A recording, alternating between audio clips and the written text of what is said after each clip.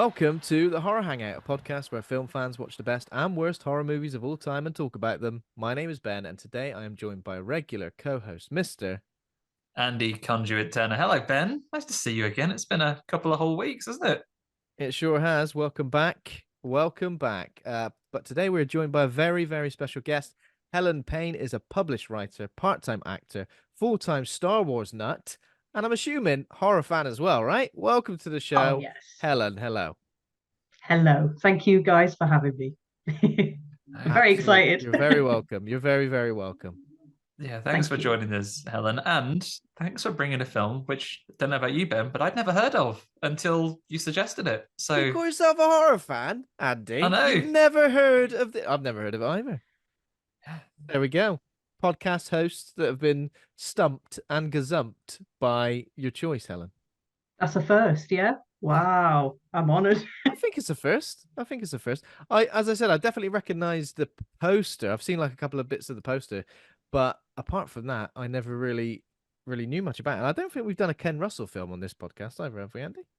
Not that I'm aware of. We'll double check, but I don't think we have, And so there we go. Don't get me wrong, everyone. We're not handing in our horror cards just yet. I'm not going to turn up for news next week and say, Ben, there's a Halloween 2. He went, what? No, he comes back. He's not dead. He got away at the end. He comes back. Yeah, he comes back and someone stabs him in the eyes. Ken Russell directed Altered States. That's that film with William Hurt in it. Oh, okay. I've definitely seen that. Lair of the White Worm, I've not actually seen. That's another one that's definitely on the list. It's on the list. I want to do that one. Yeah. Yeah, so it looks like that. So there are a couple of like other big horror films. The Devils, is that a horror? No, it's not really a horror film, is it? No. Is it about an underdog football team? That's the one where Oliver Reed looks all a bit like Jesus, but not Jesus. He's wearing the opposite of Jesus. The opposite of Jesus. The devil himself. Reverse Jesus. The devils. Uno reverse. It's Oliver Reed. So yeah, I mean the cast of this film as well. Gothic. We've not mentioned it yet. The cast of this film is pretty heavy as well. Gabriel Byrne. Oh wow, you've got it on DVD. There we go. Hard copy owner Helen Payne. I was going to say this is Is it really rated 18? It is really rated 18. There you go. Why? What happens in it to make it rated 18? I think the orgy's probably a big part of it. Sorry, slight spoiler there. Gabriel Byrne is getting noshed off for quite a lot of the film. It's just it's Timothy Spall in a corset that bumps up to 18. Timothy Spall in a corset, and then everyone takes a turn walking round at him while they're spinning around an office chair going, think it with your penis. I was like, no, stop, please. No, enough. This film, you have to be 18 to deal with things like that. It was a bit of you see that when you're 17. Fuck you up. There we go. That's what'll happen. So first time watching it for us, what's your relationship with this film, Helen? So obviously you've seen it before. Is it like a personal favorite? It's it's like when people say, oh, it's a time period in your life, and I was part of an Amdram group back in the 2010s, and one of the plays that we did was a play about Lord Byron, and I just got really obsessed with Byron and I wanted to know more about him. So as I was doing the search, if you like, all the things that he's done, I came across Gothic, and I've not been the same since. So it does seem like the kind of film that would change you for the better. For the better. It lingers. It is. I know we're going to go into more detail later, but it is the kind of film that you say to somebody about a conventional horror film, and they think of jump scares and gore and things like that. But Gothic's not like that, but it just stays in your head. Yeah, that's the only way I can describe it. It's like a really intense fever dream. Definitely not a conventional horror film. I wouldn't attribute that word to it at all. Nothing conventional about it. But still, like an interesting story. Obviously, I guess it's like a pseudo true. Obviously, there's bits of it that don't happen. I mean, who was there? Who was there apart from this lot? Who could have told you? I think they refer to it as like an imagining of real events. So it's like they've taken the base of the truth and then gone, actually, I like to think it happened this way. I like that's kind of how I see it. I kind of do that in my day-to-day life, if I'm telling a story, I go sprinkling a little bit of fiction to make it just a little bit more spicy, you know? So, like, you know, usually when we catch up before we start recording, we'll say, "How was your day, Ben?" If so, I tell you what, add a little bit of a spicy cup of tea. Next thing I know, a little lumpa chap sitting on my chest. So it turns out it was just my half sister. I was just confused for a minute there. Little Oompa chap. Yeah, that's a very distinct visual, isn't it? That poster of the little, I guess is it a representation of like a sleep paralysis demon or something? Little incubus sitting on the chest there. Yeah, because they're supposed to sit on your chest, aren't they? Yeah, steal your breath like cats out of you. Yeah. But yeah, the cast of it as well is pretty heavy. We've got Gabriel, Byrne, Julian Sands, obviously we've mentioned plenty of times on this podcast. Natasha, Richardson as well, Timothy Spall, Dexter Fletcher. So yeah, loads of recognizable like faces. Some appear. Dexter Fletcher appears in it like once or twice. Little sleep paralysis demon just the once. I was itching to see him again. Where's he gone? Every time he's not on screen. Where's he bloody gone?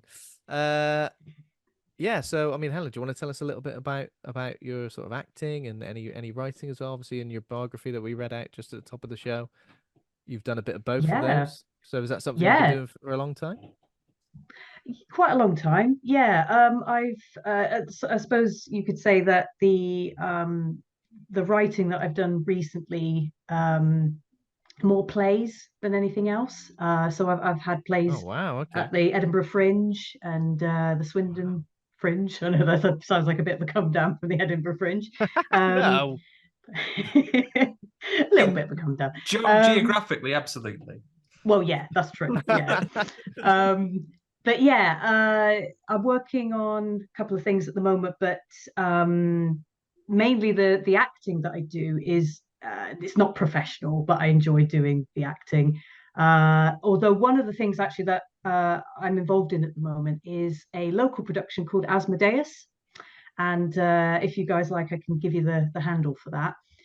Please. Yes, please do. I think, Andy, you've seen it, haven't you? The trailer? I saw the trailer. Yeah, I've absolutely seen the teaser. Yeah. It's all right, isn't it? Yeah, it's good.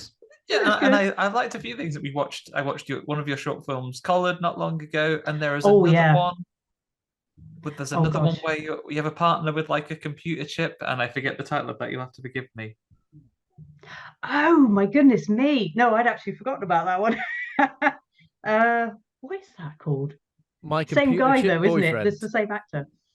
It was a short. What do you call it? Where they do the sci-fi challenges. And you was it like 24, 48 hours or something, like the short turnaround, right? Yeah, and they give you the title, they give you an item, they give you a line of dialogue, and you have to go away and make it in 48 hours.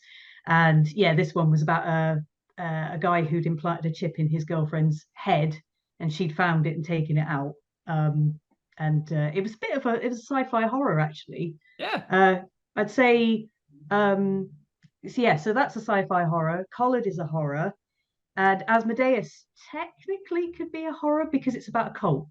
So, I seem to fall into this genre quite easily. I enjoy it though; it's fun. Is it your favorite genre? Would you say? Is it? I would say so. Yeah. Oh, very much. Well, it's that and sci-fi, because I love my Star Wars and I like my sci-fi films. What about sci-fi horror then? Oh, Alien, Event Horizon. Aliens, and what a brilliant combination, let's say, of genres. Absolutely adore it. I almost put this on the list. We got some sci-fi horror coming up in a few weeks, so I mean, spoilers for the look ahead, everyone, but it's all right. We love you guys. We'll tell you. We've got Scanners coming up in a few weeks' time as well. We're going to be talking about, so a bit of sci-fi horror. But even when then, I think if it's not already live, classic sci-fi horror like Galaxy of Terror is about to come on onto Shudder anytime now, which is Freddy Krueger, the actor Robert Englund, not actually as Freddy Krueger. I'm an horrible time in space, getting scared by monsters. If you haven't seen Galaxy of Terror, it's worth a watch. It's very weird. I Oh, want I to see haven't, but I Galaxy of want Terror. to. Mm. Yeah, me too, 100%. So where did your love of horror sort of begin then, Helen? Did it start from like a young age? Yeah, I'd say it probably did. You know, we're all of that generation, aren't we, where we watched the films we shouldn't have watched when we were kids. And I Yeah. can remember being not quite 10 years old and Terminator 2 was on the TV and I just sat down and watched it and was hooked. Yeah. It was very bad, but Some yeah, it is it's the kind of thing that the exposure of it at that age can either be good or bad, if you know what I mean. So either it's going to scare the bejesus out of you and give you horrible nightmares and put you off it, or you're going to watch it and, like us, go, I think I've just seen one of the greatest films I'm ever going to see, and then it I fuels the obsession. I think it did both for me. A lot of stuff I saw from an early age did scare the bejesus out of me, but I was like, that was horrific, and I love it. Mm. Yeah. Fine It's line, definitely isn't how it it, works for between me. It is was a it fine awe and line, yeah. terror? I know. I always find what, like, as a kid growing up, it was the things that I didn't watch that I was more afraid of. Like, my told this story before. My uncle had a poster of Freddy Krueger on his wall, but years before I'd ever seen a Nightmare on Elm Who Street is film. that? Terrified of it. Who's that man? Like, What yeah. does he want from me? And then there's always the kid that whose parents probably pay far less attention to them in your class at school as well. The kid that has seen all of them, and you sit there like absorbing all these horror films from this kid going, yeah, and in Nightmare on Elm Street 4, he's got all the people on his chest like Peach, and I'm like, this sounds made up, but I can't stop listening to the rest of it. It's completely made up. How dare you? Yeah, there was always that kid, wasn't there? Who'd seen everything. It's not even scary, no. I don't. I find it funny, not scary. Your mate from the cinema. I find it funny, not scary. Well, good for you. Great. I'm happy for you. I don't. I'm terrified. Okay, I mean, before we get into talking about Gothic, we've got a little bit of horror news just to cover. I know on last week's episode, if you listened to that, you'll hear that it was just before PlayStation's State of Play. So we were just about to get some news about Silent Hill 2, and we got it. We got it. So there's no release date, but we've got some combat gameplay, but also sneaky old Konami actually released a short Silent Hill game for free on PlayStation last week called The Short Message. I've played it. I've played it in full. I didn't get around to it, Ben, so it's all on you, baby. Oh God, it's all on me. I was over now, Jake. I've played it. It's only a couple of hours long. As it's free, I mean, you can't complain massively, can you? No. It's a bit narrative heavy. There's lots of themes of like abuse and self-harm and suicide. So it's quite heavy on that. So it almost feels a bit like a sort of young adult type thing. It leans into the lore of Silent Hill a tiny, tiny little bit, but it still feels like it's just loosely connected to rather than being straight up from the world of Silent Hill. So just a tiny bit, like someone walks in there and goes, "Cool, it's like a Silent Hill in here." That's it's it. a Silent Hill in it. Well, I think you find like a document at one point. I don't want to spoil it for anybody, so go and check it out. It's probably worth it. There's a good like stalker enemy, so that makes for some good scares. And a particular moment right towards the end where I was terrified. I was screaming. I was cursing. Did you throw your controller away? I'm not the kind of person who would ever do that. That's the That's last the straw. PS5 controller these days. You'd have to be Oh, real yeah, scared. PS5 controller is like 1/4 the cost of the console, so there's no way. Oh, okay. Yeah. You'd only throw it away if it was into a safely prepared pile of cushions. Yes. Yeah, exactly. Why yet? Slowly put it down. Not It the wasn't days of as the bad as PS1 where that. you fight an annoying boss and really twist your controller. You can hear Oh, it none of that. creaking in your hand. Yeah. I enjoyed it, but it was a bit narrative heavy. There was a lot of like, rather than you like actually being able to absorb it, there was a lot of like, okay, now we're going to tell you exactly what's happening. So for me, it didn't quite hit the mark. But this is scary because yeah, this is scary because of these are the subtext we're trying to cover. Yeah, but looking forward to Silent Hill 2. I know a lot of people were saying that the gameplay might look a little bit clunky. I don't know. Andy, did you see the gameplay? Did anyone see the gameplay? I don't know, when you're making something like this, and I know obviously Capcom did a fantastic job updating Resident Evil 2, Silent Hill 2 does control a little bit clunky, or it did. So Yeah. in many ways, if you're Bloober Team and you're remaking this, if someone says the controls are a bit clunky, you can lean back and say, "You're welcome, accurate Good. remake." Accurate remake. I want clunky exactly, controls, exactly what I was planning to do actually. So how about shut up? But I'll give it a go. Like I'm looking forward to it.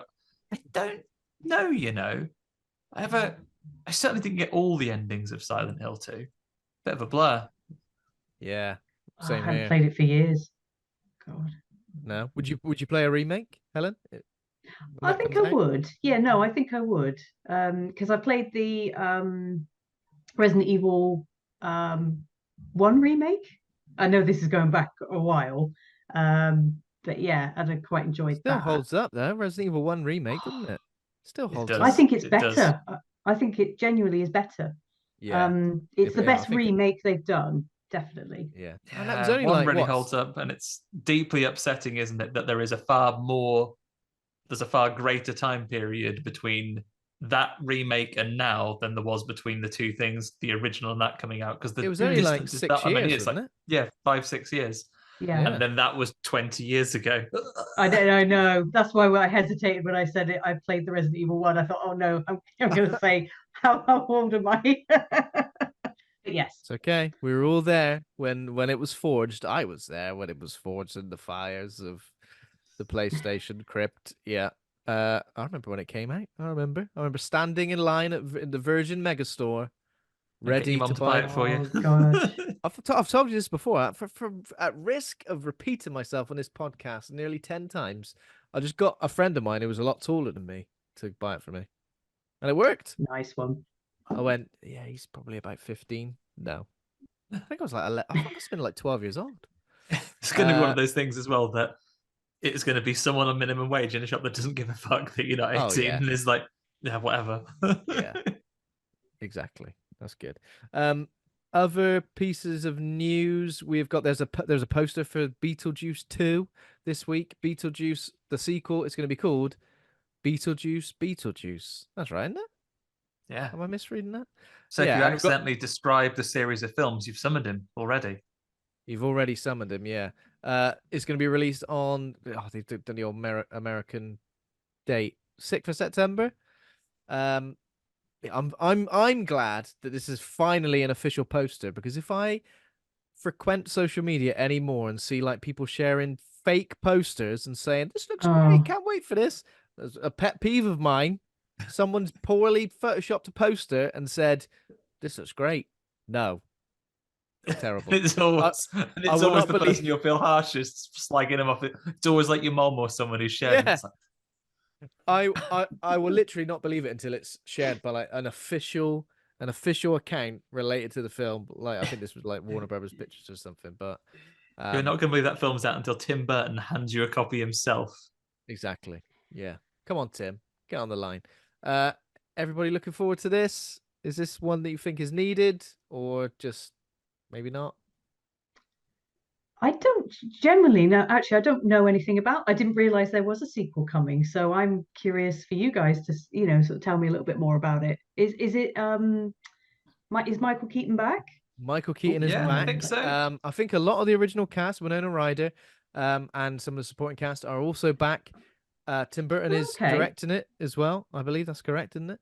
And this is just like a little teaser poster of like some hands holding like the ribbon with the numbers on it, like with the date, right? Oh yeah. Which is a pretty good little concept for a teaser poster. But yeah, so I mean, apart from that, all this time. Oh, you'd be absolutely raging, wouldn't you? Apart from that, I don't really know anything else. He's going back to all his old roles, though. Michael Keaton, isn't he? He was Batman last year. Yeah. Now he's Beetlejuice. That means there's got to be a Beetlejuice, right? How many times you got to say it? 3 times. 3. There's So got if to be you a say third one then. a number divisible by 3, then you're right. Yeah. Oh no, they're not going to call that in the modern parlance, Ben. It's going to be Beetlejuice, isn't it? If it comes, no. I mean, it's not 2002, but yeah, actually, maybe. but it doesn't matter because that has never gone away. It's never ever gone away. Oh, I think Jenna Ortega looks like she's in it as well. So any sort of like yeah, Along with Winona Ryder, right? is this character kind of a bit of a goth? Yes. Let's get Jenna Ortega in there. I think she's great, so that's good. it potentially could be Winona's relative, or Yeah, that yeah, could be like down the generations sort of thing. 100%. Yeah. I'd watch it. I'm going to play on this one, Ben. I'm going to play my anything can be good card. I think with the caliber of cast and crew behind it, it's more than likely to be good. I think there's certainly no amount of skill that's gone into it, but it's going to be the whole Ian Malcolm paradox for this one for me again. Like, could they do it? Absolutely. Should they have? We'll find out. Like, I think it totally depends. We will if find out. If you have a really good idea, if it really holds together really well, if it captures, because it's so hard to go back after that amount of time. And obviously the old one still exists, so it can't spoil the old one, absolutely not. But I think if it's been made because they had a wonderful idea and a really fun way to execute it, and it's done with heart and as it's intended, I think it can be really, really good. If it is built for keeping hold of an IP, keeping it in the public domain, keeping it in the public interest, making money, pitching for Beetlejuice, the sequel already, rather than just, I'm going to make a film that's good on its own, then absolute kiss of death, mate. I think we'll find out. I was just sorry, guys. I was just going to say, I think I'm more comfortable with the idea of a sequel than a remake. I think if they'd have come out and said they were going to remake the original film, I would have been less likely to. And it's handsome Timothy Chalamet, maybe. That's exactly what I was going to say. No, That's exactly what I was. How did you do that? I was literally about to go. That's a great little joke. That is there. Say Timothy Chalamet, whatever his name is. Exactly. Okay, and the only other piece of news, I'm going to rebuff what you just said, Andy. Anything could be good. And I'm going to say, just before we went live to record this podcast, a poster and a trailer dropped for Winnie the Pooh, Blood and Honey 2. I had that on my list, Ben. I tell you what, have you watched the trailer yet? No, have you? You know what?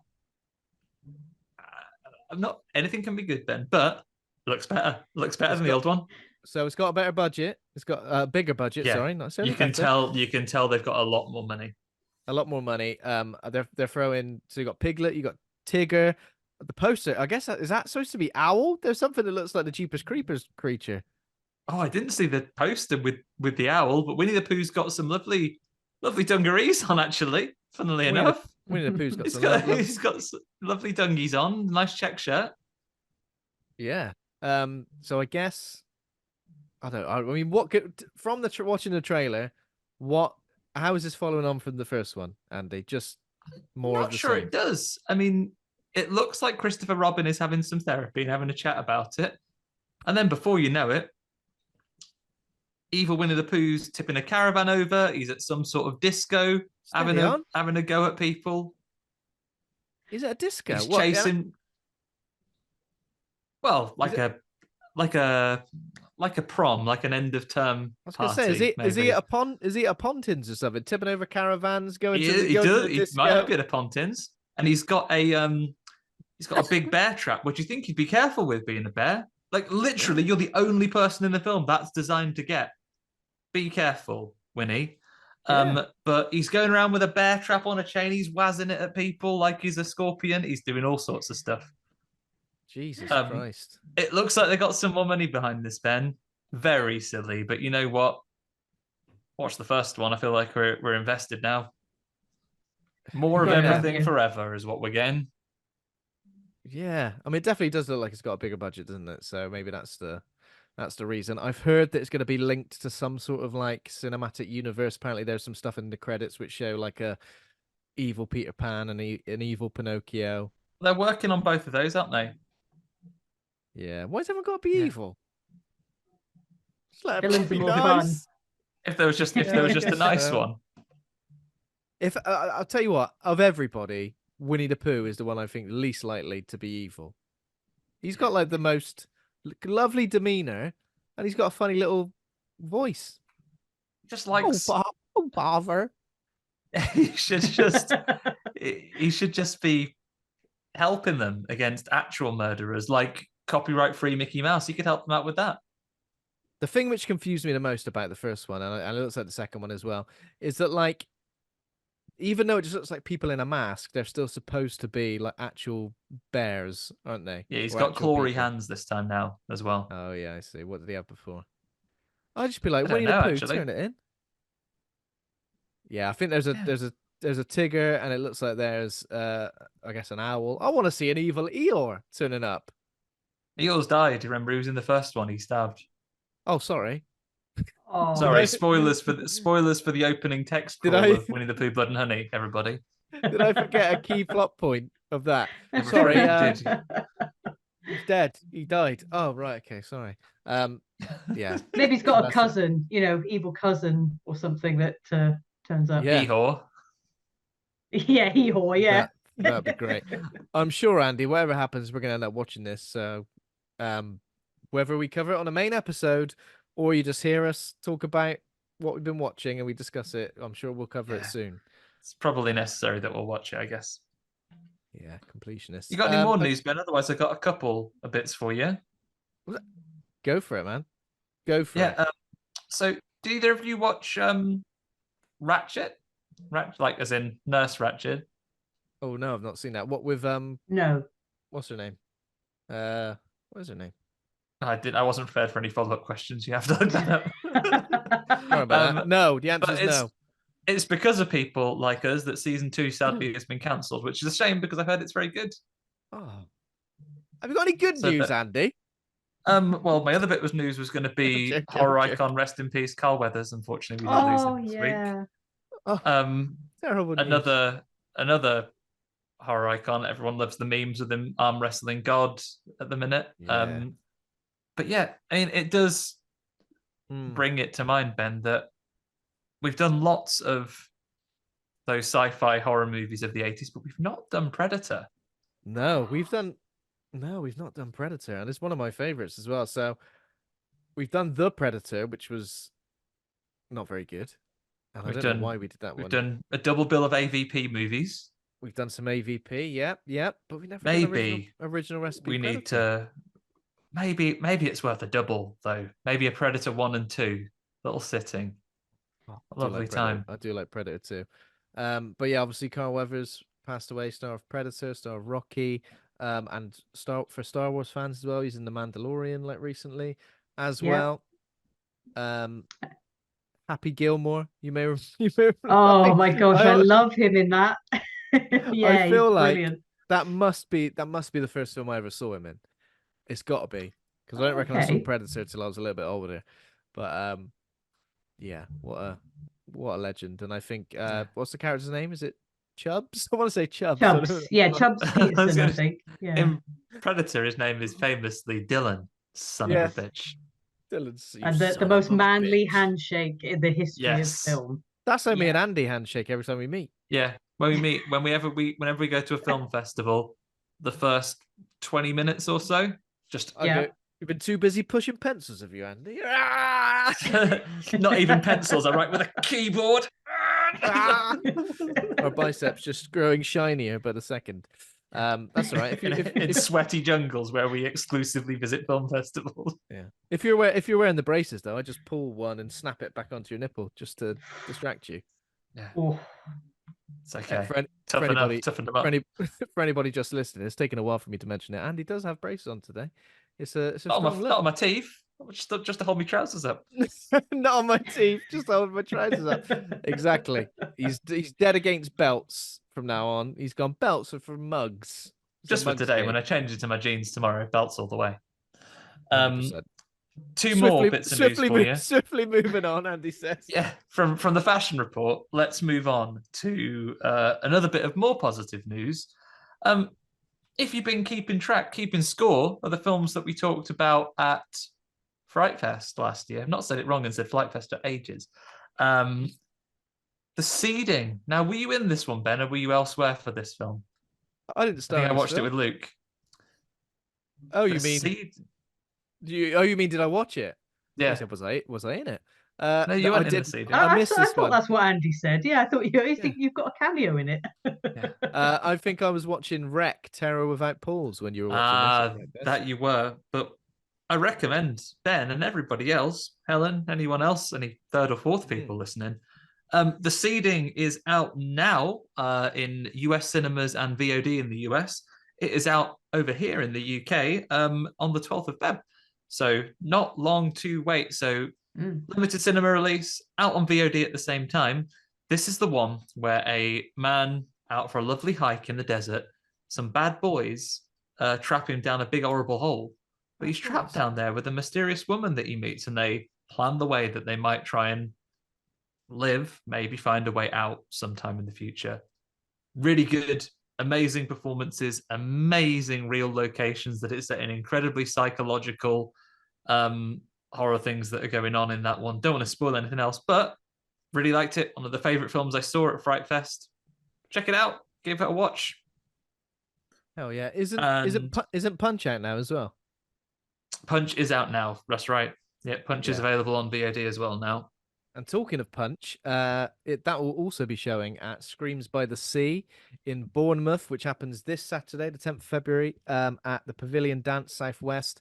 Obviously, if you listen to the bonus episode I did with the festival organizer Rady Nikolov recently, you would have heard him talking all about that. But yeah, if you're in Bournemouth, if you're local to Bournemouth or around Bournemouth, go and check it out. There's like, I think 5 feature films being shown, a short film showcase, and if you missed Fright Fest last year, there's like 3 movies that were shown at Fright Fest being shown at Screams by the Sea. So go and check it out. Are there any tickets available still, Ben? Is the link still live? If you're at a loose end this Saturday, everybody, and you're within driving distance of Bournemouth, get yourself down.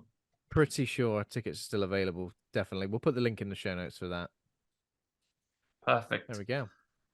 Anything else? And tell you what, the weather's not getting any better, so treat yourself. Get a lovely inside weekend planned. Enjoy Treat yourself to a lovely indoor Saturday. Is that it for horror news, Andy? That's it for horror news, unless you've got anything else. No. So what we've been watching, Helen, we'd usually just talk about anything we've watched in the last 7 days, horror or horror adjacent, of course, because you're not on this show every week. It doesn't have to be the last 7 days. Is there anything you'd recommend that you've seen recently at all?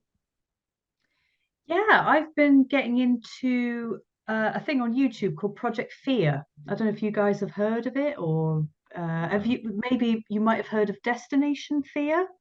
That used to be on the I think it was the Travel Channel. It was what's the name of it? The Ghost Adventures guy commissioned these guys. So it's same kind of format. You've got a group of friends who have their cameras and they go to haunted locations in America. But the big difference with these guys is that they maintain this whole, like, we're just going to film what we find. And if nothing happens, then nothing happens. But we're going to hope that something does. And without going into too much of a story, there was a bit of a hoo-ha in that they were suddenly their show was suddenly cancelled, and they've had to do a Kickstarter campaign to bring about this new show, and the new show is now called Project Fear. So it's really good. That's on YouTube now, is that correct? It is, yes. Oh wow, okay, nice. Is it like a weekly thing, or are all episodes available like now? They drop episodes, I think, every month, something like that, and they do them in stints. So they recently did one where they went around all the old locations that they'd been on when they were in Destination Fear, and now they're going through the haunted house tour. So the last one that I watched a couple of days ago was the Conjuring house, which I don't know for anyone that's I mean, I assume you guys know this because obviously you're huge horror fans, but the actual Conjuring house looks nothing like the one that's in the film. And does it not? Okay. No, I didn't know that. Not at all. Oh, okay. No, and it's very, very different. Because I watched the Conjuring film like most people did, and just took that as gospel. That was what the house looked like and the family and everything. And then watched the documentaries on it. Yeah, completely different, and other different experiences. It's very very sad house with some of the stuff that's gone on in it. But Okay. yeah. Oh, that sounds really interesting. I think we're gonna have to keep an eye on Ben while we're talking about the film of the week. He might be on his way watching that if we don't keep him engaged. I can see the little wheels turning in his head. They'll be announced as guests before the week is out. My wheels were turning for that, but it also got me. It reminded me that there is.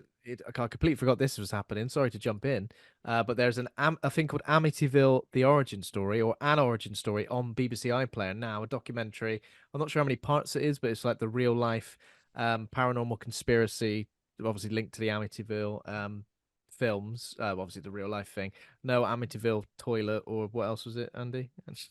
Nothing There's as bong, ridiculous there's as that. dildo, there's Yeah, dollhouse, there's all sorts. Well, I think Basically, if it's you a type the word four-parter. Amityville in there, there's a film about it. Yeah.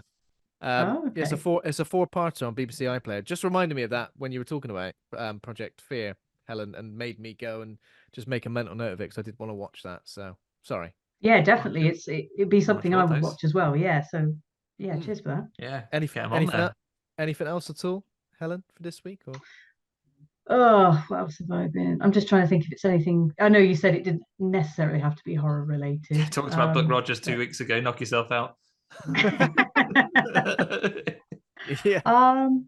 Yeah, no, I'm just trying to think. I'm terrible in the sense that I'm like, I've been trying for ages to watch series on Netflix. I still haven't got around to things like Wednesday, for example, which has been on there, what Yeah. now, a year? It's been on Yeah. there quite a long time, hasn't it? Yeah, same. And If not all three of us have watched it, it's going to get cancelled. Be careful. It's going to be oh, Nurse Ratched all over again. Oh God. I got to get it before it goes. I know, but so this is very random. But on Netflix, as a way of chilling out before I go to sleep, there is something called Pokemon Concierge. Oh no, I've heard of this. Yeah. Have you heard Yeah. of it? Yeah. Oh Yeah. my Yeah. goodness me. Horror It is Jason approved. They're a ghost Pokemon. It's fine. yeah, yeah. And psychic ones. But yes, it's a little for obviously if you don't know it, it's like a little stop motion Japanese made production wow. about Pokemon that live on a little island, and people can go to the island and spend time with the Pokemon. It's very cute. It's only 20 minutes long.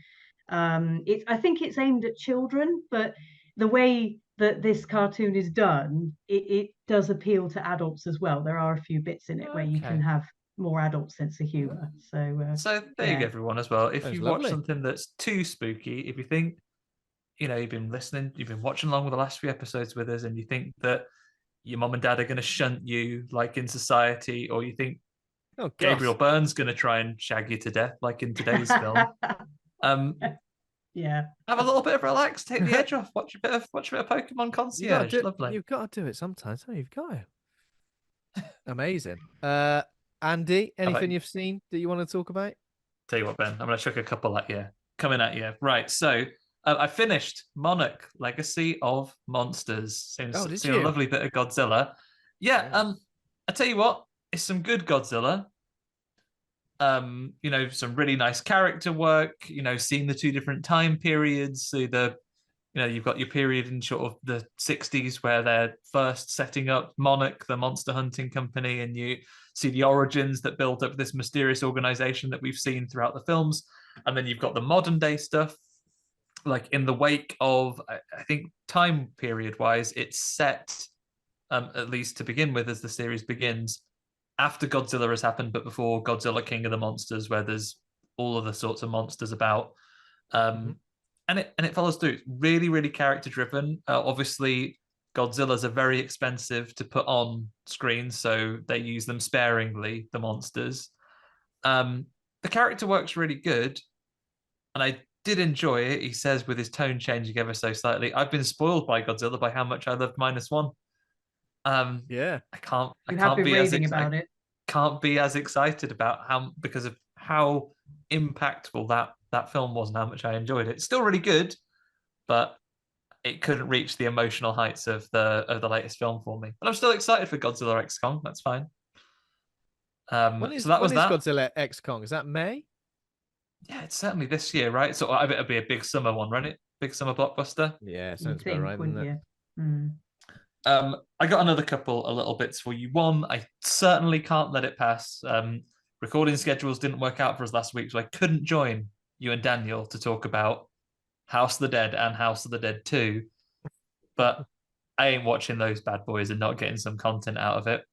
What a time, Ben. I mean, you were kind enough to read my review out in text, but the sequel did hold up better. At least it felt like it was related to the games. It was a low budget thing, and obviously we met the director of the second one. So we met Michael. Is it? I was like halfway through. With Michael Hurst, halfway through. Michael Hurst, that's it.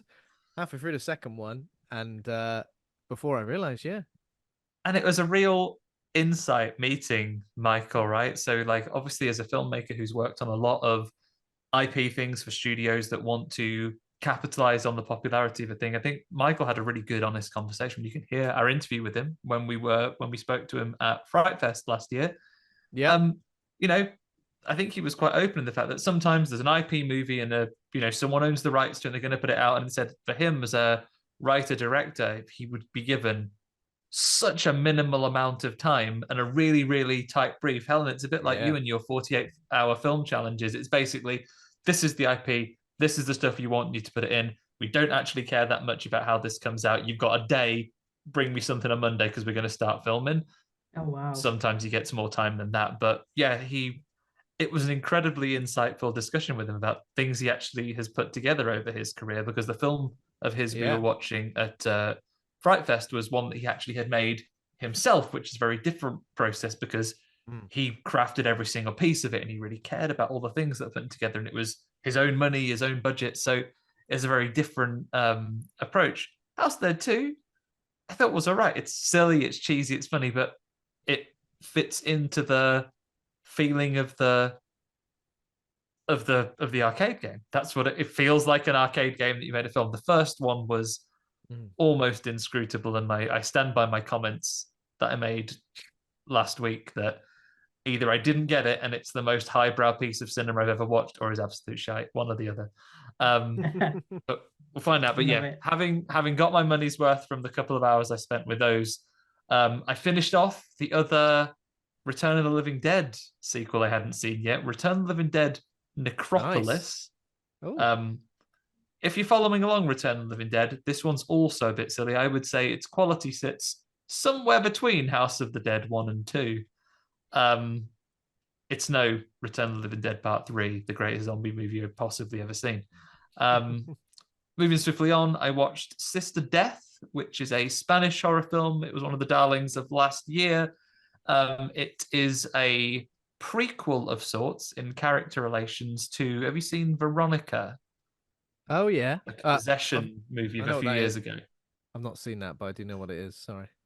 In Veronica, there is an old nun who you meet at the beginning, and the girls at the boarding school go, oh, she's like Sister Death because she's a scary old lady. She ain't nasty, though. She's nice. She's just, an old lady that people are scared of because she's got funny eyes.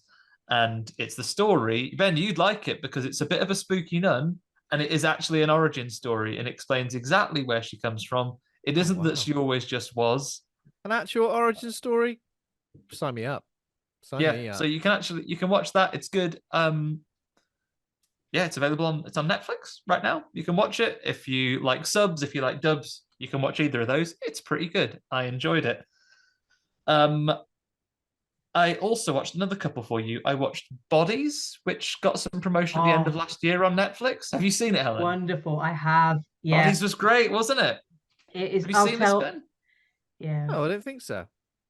Tell me about it. Oh, Ben, seriously, it's a Netflix limited series. It's based on a graphic novel, and it's about a body that turns up in 4 different time periods: Victorian London, World War II London, modern day London, and London in the world of tomorrow. It's got sci-fi. It's got some cheeky little bit of time travel in there. It's got murder investigation, police procedural. It's got what's he chops? This is Englandman. Stephen Graham. Whose name is Stephen Graham. Yeah, That's Stephen Graham. Stephen Graham doing what Stephen Graham does best, being like a slightly intimidating man, even when he's just talking to you. It's good. It's really good.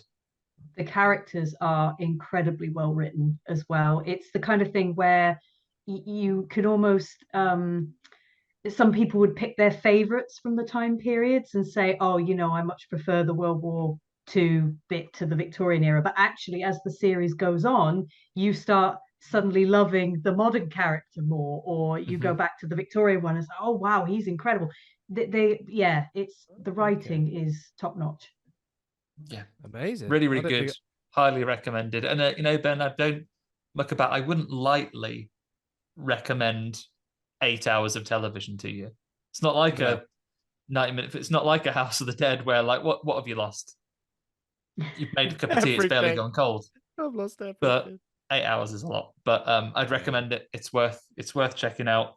I watched Poor Things, but you've already talked about that to great degree. I went with my wife, who said the book is much better because she just finished it. So now I'm starting the book. Oh yeah, I do want to check out the book as well. Actually, yeah. The last thing I will talk about today, cover another couple of things, but let's crack on. I do want to talk about, though, recent release on Shudder, as we're here, Alex Winter himself in Destroy All Neighbors. Oh yeah. Ooh. I caught up Destroy All Neighbors. Yeah, a little bit of a horror comedy. It has Jonah Ray, who has been the latest host on Mystery Science Theater, where he sits with his robot friends and talks over bad horror movies. He's a fun comedic actor. Alex Winter plays the titular neighbor that must be destroyed. It's a fun, schlocky, gory horror comedy. If you like things like Dave Made a Maze, really, I would recommend this to you. It's funny, it's over the top, nothing too serious, but at the same time, it's got some gore in it. It doesn't take itself too seriously. It definitely leans more into the comedy side of things. So if you've seen, I don't know, other examples more recently, Sorry About the Demon, that sort of thing. Sorry About the Demon, My Best Friend's Exorcism, that sort of horror. Okay. Interesting. Yeah. But it's fun. It's fun. It's gory. It's a good laugh. Awesome. I'll watch that. I love Alex. Yeah. I've got it on the list to watch this month anyway. So yeah, most definitely. Anything else, Andy? There you go. That is me done. Watched a couple of other things, but my main complaint with them was they weren't remarkable, so I shan't even remark on them. Shan't. I've just got one or two things to mention. So this week I have watched both of the Making of The Last of Us game documentaries, Grounded and Grounded 2. Grounded 2 only just came out a couple of days ago, The Making of The Last of Us Part 2, and it's pretty fascinating. I think the first one obviously it's about when the original game was made in 2013, so it feels a little bit dated.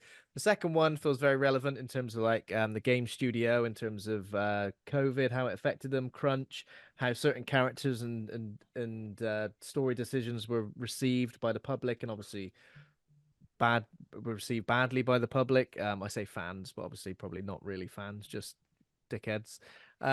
It's really fascinating if you're interested in how I love how things like this are made, and we talk about the TV show a little bit as well, and it ends on a very, very interesting note that The Last of Us Part 3 is most definitely a possibility. So very excited about that. So both documentaries are on YouTube now. The second documentary is like 2 hours long, so you get absolutely loads of content for you. Not long enough for you, though, Ben. I know you like a long documentary. It's definitely not long enough for me, but 2 hours will do. And I watched a film, and it just so happened that there were a few similarities between this film and the film of the week, Gothic. I watched Castle Freak, Stuart Gordon directed, starring Jeffrey Combs, Barbara Crampton. It is good, yeah. And I say, obviously some similarities, mainly the fact that they're in a big house / castle. I don't think the titular castle of Castle Freak is really even a castle. They're very rare. There aren't really that many shots where I go, oh yeah, just castle, big house freak. Just a big old house freak. I feel bad for the dad in Castle Freak, though. It's just definitely pissed off, having a bad time being married. He thinks to himself, I tell you what, just going to not judging anyone, Ben, because I'm just going to employ the services of a sex worker. Don't be sex negative, Ben. I know what you're like, but he thinks I just input. Of all the things, you think, it's illegal, You think you might get in a spot of bother. You think your wife, Barbara Crampton, might find out and she might tell you off. Don't think a castle freak's going to get her, do you? No, you don't And then think that for a implicate you in second. a murder. Poor Stuart Gordon. I'm going to employ the services of a sex worker, but make sure that the deed goes down in a dusty old wine cellar full of Dusty old broken wine glass, cellar where she can get slurped off by a monster. slurped off by a castle freak. Yeah, I thought it was good. I enjoyed it. Of all the Stuart Gordon movies, I've seen quite a lot of them now. I still need to see Dolls. Dolls is so good. Yeah, I still need to see Dolls. Yeah, I think that's next on the Andy's list. been telling me about it. Dolls is so good. That's definitely next on the list. But the practical effects in Castle Freak are great. And I'm kind of glad that I don't want to spoil anything. Definitely go and check out. That is on Shudder as well. If you wanna hunt that down, 100%. Are both of them on Shudder, old and new? I think they are, right? Or they were last time I checked. What's the new one? There's a more modern remake, like 2000-ish, 2004, 5. Oh yeah. Earlier, later. Bloody hell. I didn't even know about that. But there we go. A reboot of the film with the same name. It's an adaptation of a H.P. Lovecraft story as well, called The Outsider and the Dunwich Horror. Apparently, like a bit of both, two elements of both. Yeah, check it out. That's it though. That's all I've seen. Yeah. Give you a little wink to something future, just because I want to show you, Ben, that I do listen when I'm not here. I listened to you chatting to Daniel last week. Took a little recommendation. I tell you what, you think that the film recommendations go doolally when we're on here. Someone with a depth of knowledge on horror games that Daniel has, and I think you're a font of this stuff, Ben, already, without someone making a documentary on horror games. But Daniel was rattling off titles that were going on that wish lists, all and sundry. I started Decarnation, the one he talked about, which was a body horror. It plays right now. I'm a little way into it. It's playing like mostly like a visual novel so far. There's been a few nods to rhythm gaming and a little bit of like not heavy action, but a bit of like stealth puzzling so far. But primarily, it's just a body horror in like a slightly above 16-bit like paleting. It's really good, really, really compelling stuff already. And I know it's on Steam, but it's also on the Switch, and it's like a $5. So brilliant, really enjoying it so far. I'll report back when I get to the end. It's good. Amazing. Sounds amazing, man. Absolutely. Getting stuck in. Apart from that, though, just the film of the week. I was doing the same. I was adding loads of things to the wish list after that. But yeah, apart from that, it is the film of the week, which is Gothic, which we all saw. We all saw this week. And that is a 1986 British psychological horror film directed by Ken Russell, starring Gabriel Byrne, Julian Sands, Natasha Richardson, Myriam Sear, and Timothy Spall in a corset. Especially, don't forget that. And the plot concerns the Shelleys visit Lord Byron and compete to write a horror story. Is that like? I wouldn't say that's necessarily the plot. I wouldn't. Is it a do anything but writing horror stories? Yeah. Oh, okay. So we'll say the Shelleys. What are we saying? The Shelleys visit Lord Byron and take a load of drugs and have a big waking nightmare about loads of horrible stuff while that's pretty much it, isn't it? I mean, in terms of rating, sorry, Andy. That's all right. You go. We'll talk about the history in just a moment. 5.7 out of 10 on IMDb, 60% Rotten Tomatoes audience score, 49% critic score, 3.2 on Letterboxd, and some choice reviews from Letterboxd. Patrick Pryor says, "Damn, I hate being the only sober person at the liquid opium party where a bunch of English libertines scare each other berserk with ghost stories." I feel you, Patrick Pryor. I feel you. We've all been there. 2.5 stars. Justin La Liberty says, "Leave it to Ken Russell to add a suit of armor with an engorged phallus to a Lord Byron biopic." 4 stars. I reckon that's the first thing he wrote down. Lord Byron biopic, massive suit of armor knob. Mushy, that's 4 stars from Justin La Liberty.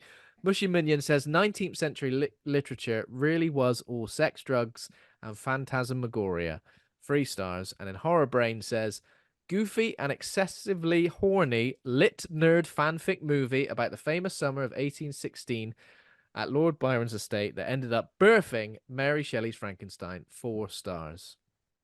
This has been a lovely trip. I really fancy writing a Frankenstein now. So there we go. Those are the ratings. Do they seem fair? They're quite diverse. I'll give them that. They are. I usually try and find a nice cross section of reviews, and I think I got one. Yeah, that was lovely little cross section, Ben. And reading into it as well, I think what struck me about this movie, I didn't know anything about it coming in, so I did not know, because I on purpose didn't read anything. At Helen's advice, like just go watch it. And only when I heard people's names did I realize, oh, this is based on history. And this is just a throwaway comment I heard in another podcast about. I think it's fairly well known bit of trivia that this was when I was first told it was like, oh, it was a writer's weekend retreat, and they're all stuck in the house on their holidays. They all did a story writing challenge, and I think that's what typically comes out. That's where Mary Shelley wrote Frankenstein. I then heard in a podcast more recently, shout out to Who Spooky, that again she spent a lot of time writing that because she was trying to avoid Lord Byron trying to talk them into having a threesome the whole weekend while they're stuck inside the house. I can't have a threesome. I'm writing Frankenstein. Leave me alone. Yeah, look, but I'm not having it in my word count. So I would, but I did say I was going to. You're just trying to get me to lose this game. So no, I know you are. We're finishing this book ever. So thanks so much. Yeah, but this is obviously hearing this story and these things, because this famously took place in the ominously named Year Without a Summer. The year it took place, 1815, something along those lines. A volcano eruption on the other side of the world basically meant in Europe there was absolute dogshit summer, worse than the ones we have now, even, where it was the clouds of ash meant that it wasn't really hot, crops failed, and it was bloody rainy and stormy the whole time. So these folks on Lake Geneva really did have, instead of having a lovely summer holiday, doing outdoor activities like croquet, bit of punting, other things that folks like I might like to do, stuck in the house in the rain. So they wrote some stories, but I did not know how many seances and drinking morphine they did. Yeah, it was Drinking definitely, a lovely bit of morphine. I was going to say, was it laudanum? No, it's all right, lovely. I was just going to say, I think it was laudanum, because that was one of the things when I first watched the film, and they've got those massive, beautiful bottles of what looks like red wine, and I thought, they're obviously into lovely their carafe. No, that's the laudanum, and they're literally swigging it back like wine. So can you imagine how off their tits they must have been? Yeah, I couldn't believe that. I just thought it looked like a cheap rosé. They've gone into the wine aisle. They've found the cheapest possible £3 wine. £3 wine in Tesco, and they've gone, let's have this. No, opium wine. Oh, there you go. If you're mixing at home, so laudanum is a tincture of opium containing approximately 10% powdered opium by weight, which is the equivalent of 1% morphine. So, if you're looking at what the spectrum on your addictive painkillers and opioids are like, that's where it sits. Wow. I love that you've gone and found that out, because it's just the extra little bit of detail. Oh, that's right. It's in my favourites. Easy to come by. Love it. Yeah. Just pull up my search history. Yeah. I mean, it is a ride. This film it is a ride. That's one way of describing it. Fever dream. You described it, Helen. Very much so. Yeah. Weird. Just weird. And one that sticks. I mean, before we go into plot, should we talk about some of our cast members? I mean, let's start with Shelley himself rather than herself. So Julian Sands, I feel since his death just last year, it's kind of thrust him into more of our attention in the podcast. You've covered quite a few of his films recently. We had touched on him on The Ghosts of Monday prior to his passing, but then in the last 12 months, we've talked about him in Arachnophobia. I caught him in 2 Warlock films. Incredible. And he's been like I think we've sort of had a bit of a journey this year of picking up more of the films that he's in that maybe had passed us by for all these years. Yeah, most definitely. He's that's a great role for him. And I mean, as I said, I still need to catch Warlock, and obviously I know him from various things. He was in the Society documentary I watched recently, and of course Arachnophobia. But yeah, and obviously someone like Gabriel Byrne, who obviously has made his name in more modern horror movie with Hereditary as well. Yeah, and Natasha Richardson, has she been in much horror? I don't think so. Natasha Not so much Richardson. horror. No. No. I wasn't thinking that. I think I'm thinking of Jolie Richardson. Are they related? Yeah, they're sisters, aren't they? Sisters. Yeah, that's right. Yeah, incredibly familiar. The one thing I was just going to mention about Julian Sands, because of, as you say, he getting more of an interest. But I think when he did this film, I think I'm right, that he was just off the back of the really popular film that he was in. Was that Room with a View?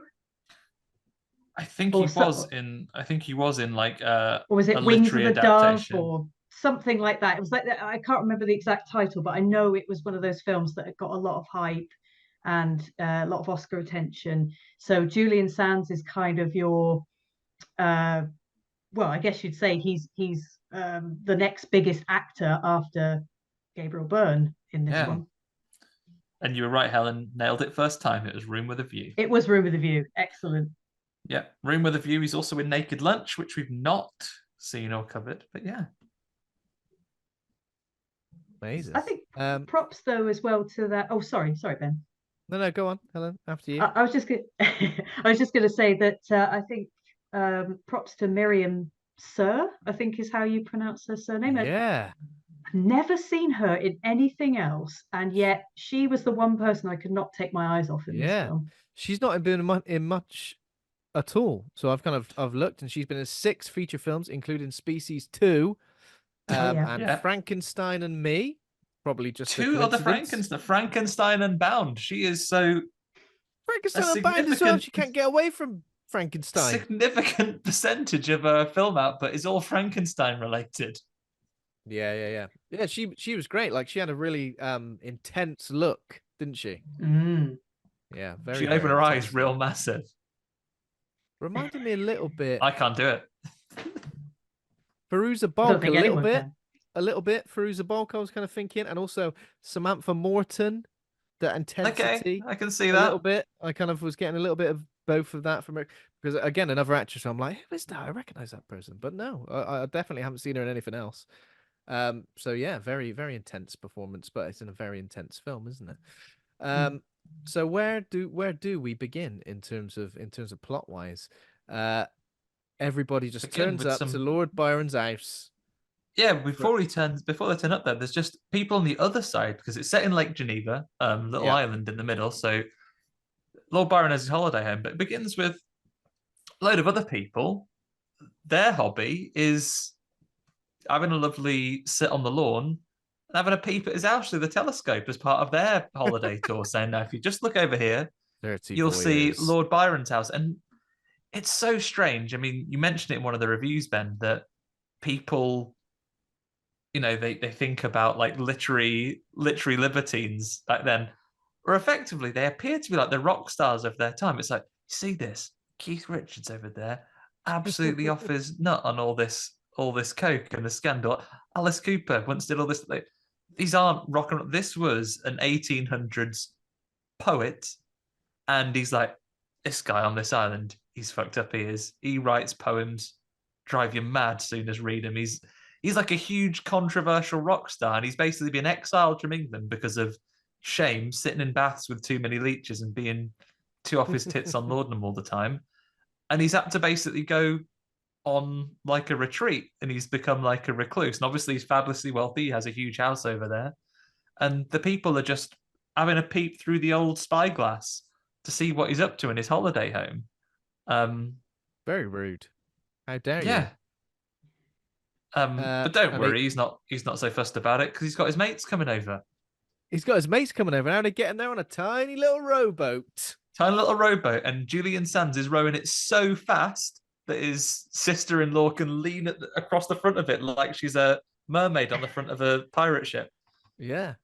I mean, intense chaotic energy in this initial stage. Everybody shouting and arriving, all. always shouting, but also like Percy Shelley, his name is Julian Sands, isn't it? Percy Shelley, yeah. Yes. He is like he gets off the boat and just sprints towards the house, and he's got like some fangirls after him as well, right? Fangirls after him, but thankfully some Dobermans come from nowhere and chase Some them the fuck off. Mr. Byrne's dogs. Yeah, release the hounds. Release the hounds. Yeah. Yeah, so thankfully those dogs chase those grotty little kids over a wall. But, you know, and I guess you see the character of the people. So Percy Shelley, Julian Sands, is like, he's very free-spirited. He's sprinting about the place. Natasha Richardson, playing Mary Shelley, is a lot more reserved. She tries to get out of the boat more carefully, whereas Claire, basically, I don't know why she didn't just swim bloody over, because you're inches from the water, you're inches from the land, but she gets out the boat, basically face plants in the water, is rolling about in the stuff. She's all over it, and she's obviously immediately free-spirited. I was going to say there's a continuity error, actually, because she gets absolutely sopping wet from falling out of the boat. And then the next time you see her running after Shelley, she's completely dry again. And I remember watching it again thinking, oh, why does that bother me? But it does. Must have run so fast. Yeah. It just went... Absolutely sprinted. Yeah, exactly. Outran the water. Yeah, they're mad. And I mean, let's talk on the subject of Percy Shelley for a moment here. Again, we'll delve into the realms of history. I think you're led to believe that, like, Byron is almost positioned as like a Frankenfurter style character in this one from the very beginning, that he's got this house of debauchery that these people are coming to, and he's almost like a Count Dracula figure, like watching over them as they're about to arrive, and as he introduces lots of the things that happen. But Percy Shelley, already from history, had some fucked up things happen to him. Like, if you want to do some Googling, people at home, about Shelley's ghost. So previously, at this time in the real life, regardless of the fact of the film, this holiday that he went to was with his now recently wife that he eloped with, Mary, now Shelley, when she was 19, and they got married. He'd been married previously to someone else, and in 1811 there is a story about Shelley, don't know how much laudanum he was taking at this time, thinking a ghost or a man or some kind of thing broke into his house when he was on another outing. This was a time when he'd been his servants had got in trouble for posting his poems that were too controversial to local trees, and they were getting in all sorts of trouble about it. And then a spectral figure that he drew a picture of apparently appeared at the window, and he had a gunfight with him. So Shelley had gone out, and apparently he'd been shot at, and he'd shot back. And there's all these stories. And then one morning there was like a little bullet hole in his nightshirt that was found. So there's stories of Shelley apparently getting into a gunfight with, by his recollections, a ghost, years before this happened. So not one to cast aspersions on a young person who works in the arts character over 100 years ago. I think he might have been up to a little bit of the laudanum many years before. So already quite an unstable character. Does it mention anything in the history books about narcolepsy with Percy Shelley? Because it's mentioned not a lot in the film, but there are bits where his frenzied kind of behavior, where he's running around all the time and he's wide-eyed and shaking and going out and trying to catch the lightning from the top of the roof. There's some he makes mention to the fact that he has to drink the laudanum because he can't relax, but if he relaxes too much he'll fall asleep, and he falls asleep in random places, and then he can't remember how he's got there. And is that a thing? Did that come up in the history? Not in the article that I read about this one, but it definitely tracks to some of his behaviors, some of his paranoias. It's like that song, isn't it? Why am I anxious? Is it all the laudanum you're taking? Yeah. And the rest. It's got to be related somehow, isn't it? Yeah. Sometimes you just need a bath to make sure you stay awake. Oh yeah, a bath at the end of like the weirdest long room. Like you got to walk like half a mile to get to the bath. I feel like former guest Emily Stewart would be a big fan of that bathroom. Big swan taps. Hell yeah. Who wouldn't be? I sure would be. So how much is this rooted in reality then? Is it just the situation and who was there? And a lot of it is kind of fictionalized. The holiday really happened. Certainly the 4 characters, including Timothy Spall's doctor character, were all there at this party. Some of the interactions, apparently reading for a lovely article at history.com, you can find it on there.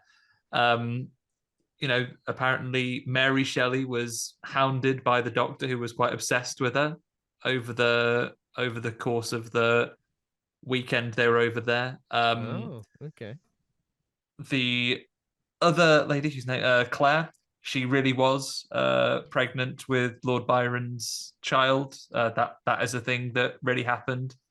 So lots of the things happen. Obviously, I didn't read anything about skulls or seances or other things along of those nature, but they did read to each other scary stories because they were basically stuck in the house and went into their own. I was going to say, there is something to do with a skull, which is true, where Byron had a goblet made out of, so the cup part effectively was the upturned skull, missing the lower jaw.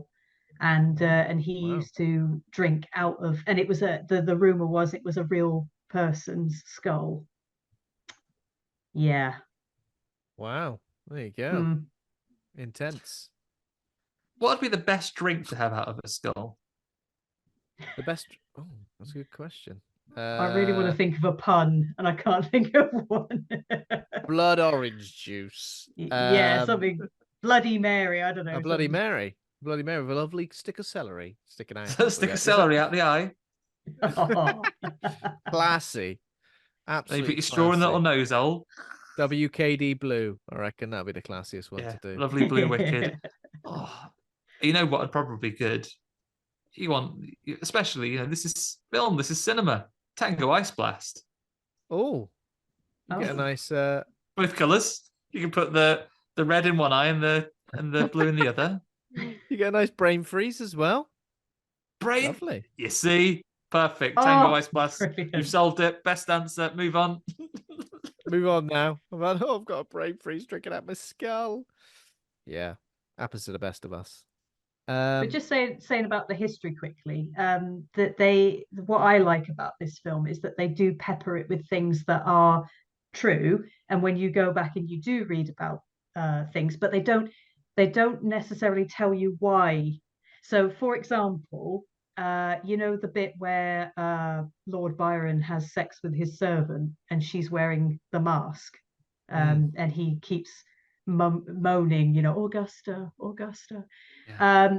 That was his sister. He did actually have an incestual relationship with I don't know if she was his half sister or full sister, but anyway, he was obsessed with her, and they were kept apart because their relationship was discovered. But I didn't know that. You would keep them apart, wouldn't you? Well, yeah. I mean, it was a different time, all right. Yeah. I tell you what, people in the past. I mean, people today can talk, but past those were proper wrong-uns, weren't they? Most definitely. It's all just a bit weird. Yeah, a bit weird. But it's just like, it feels like a story like of excess, really, isn't it? Like they've got so much at their hand to it's all like drugs and sex and all that stuff. If Byron was around today, be like, correctness. Couldn't say it nowadays, could you? Wow. Couldn't say it, you'd be silenced. If it's raining outside in these days, you just chill out, wouldn't you? Stick Netflix on. Sit next on. You wouldn't have sex with your half sister at all. What am I going to do? Have sex with my half sister? Everyone gather around a book. 3 people gathered around a book. Come on, how good can that book be? They talk about that book that they get. I've got this little book of ghost stories, like it's an absolute bonanza.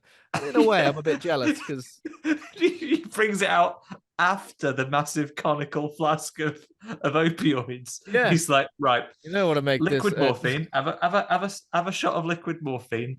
It's like your mate who's got a bottle of 2020, and he's like, right.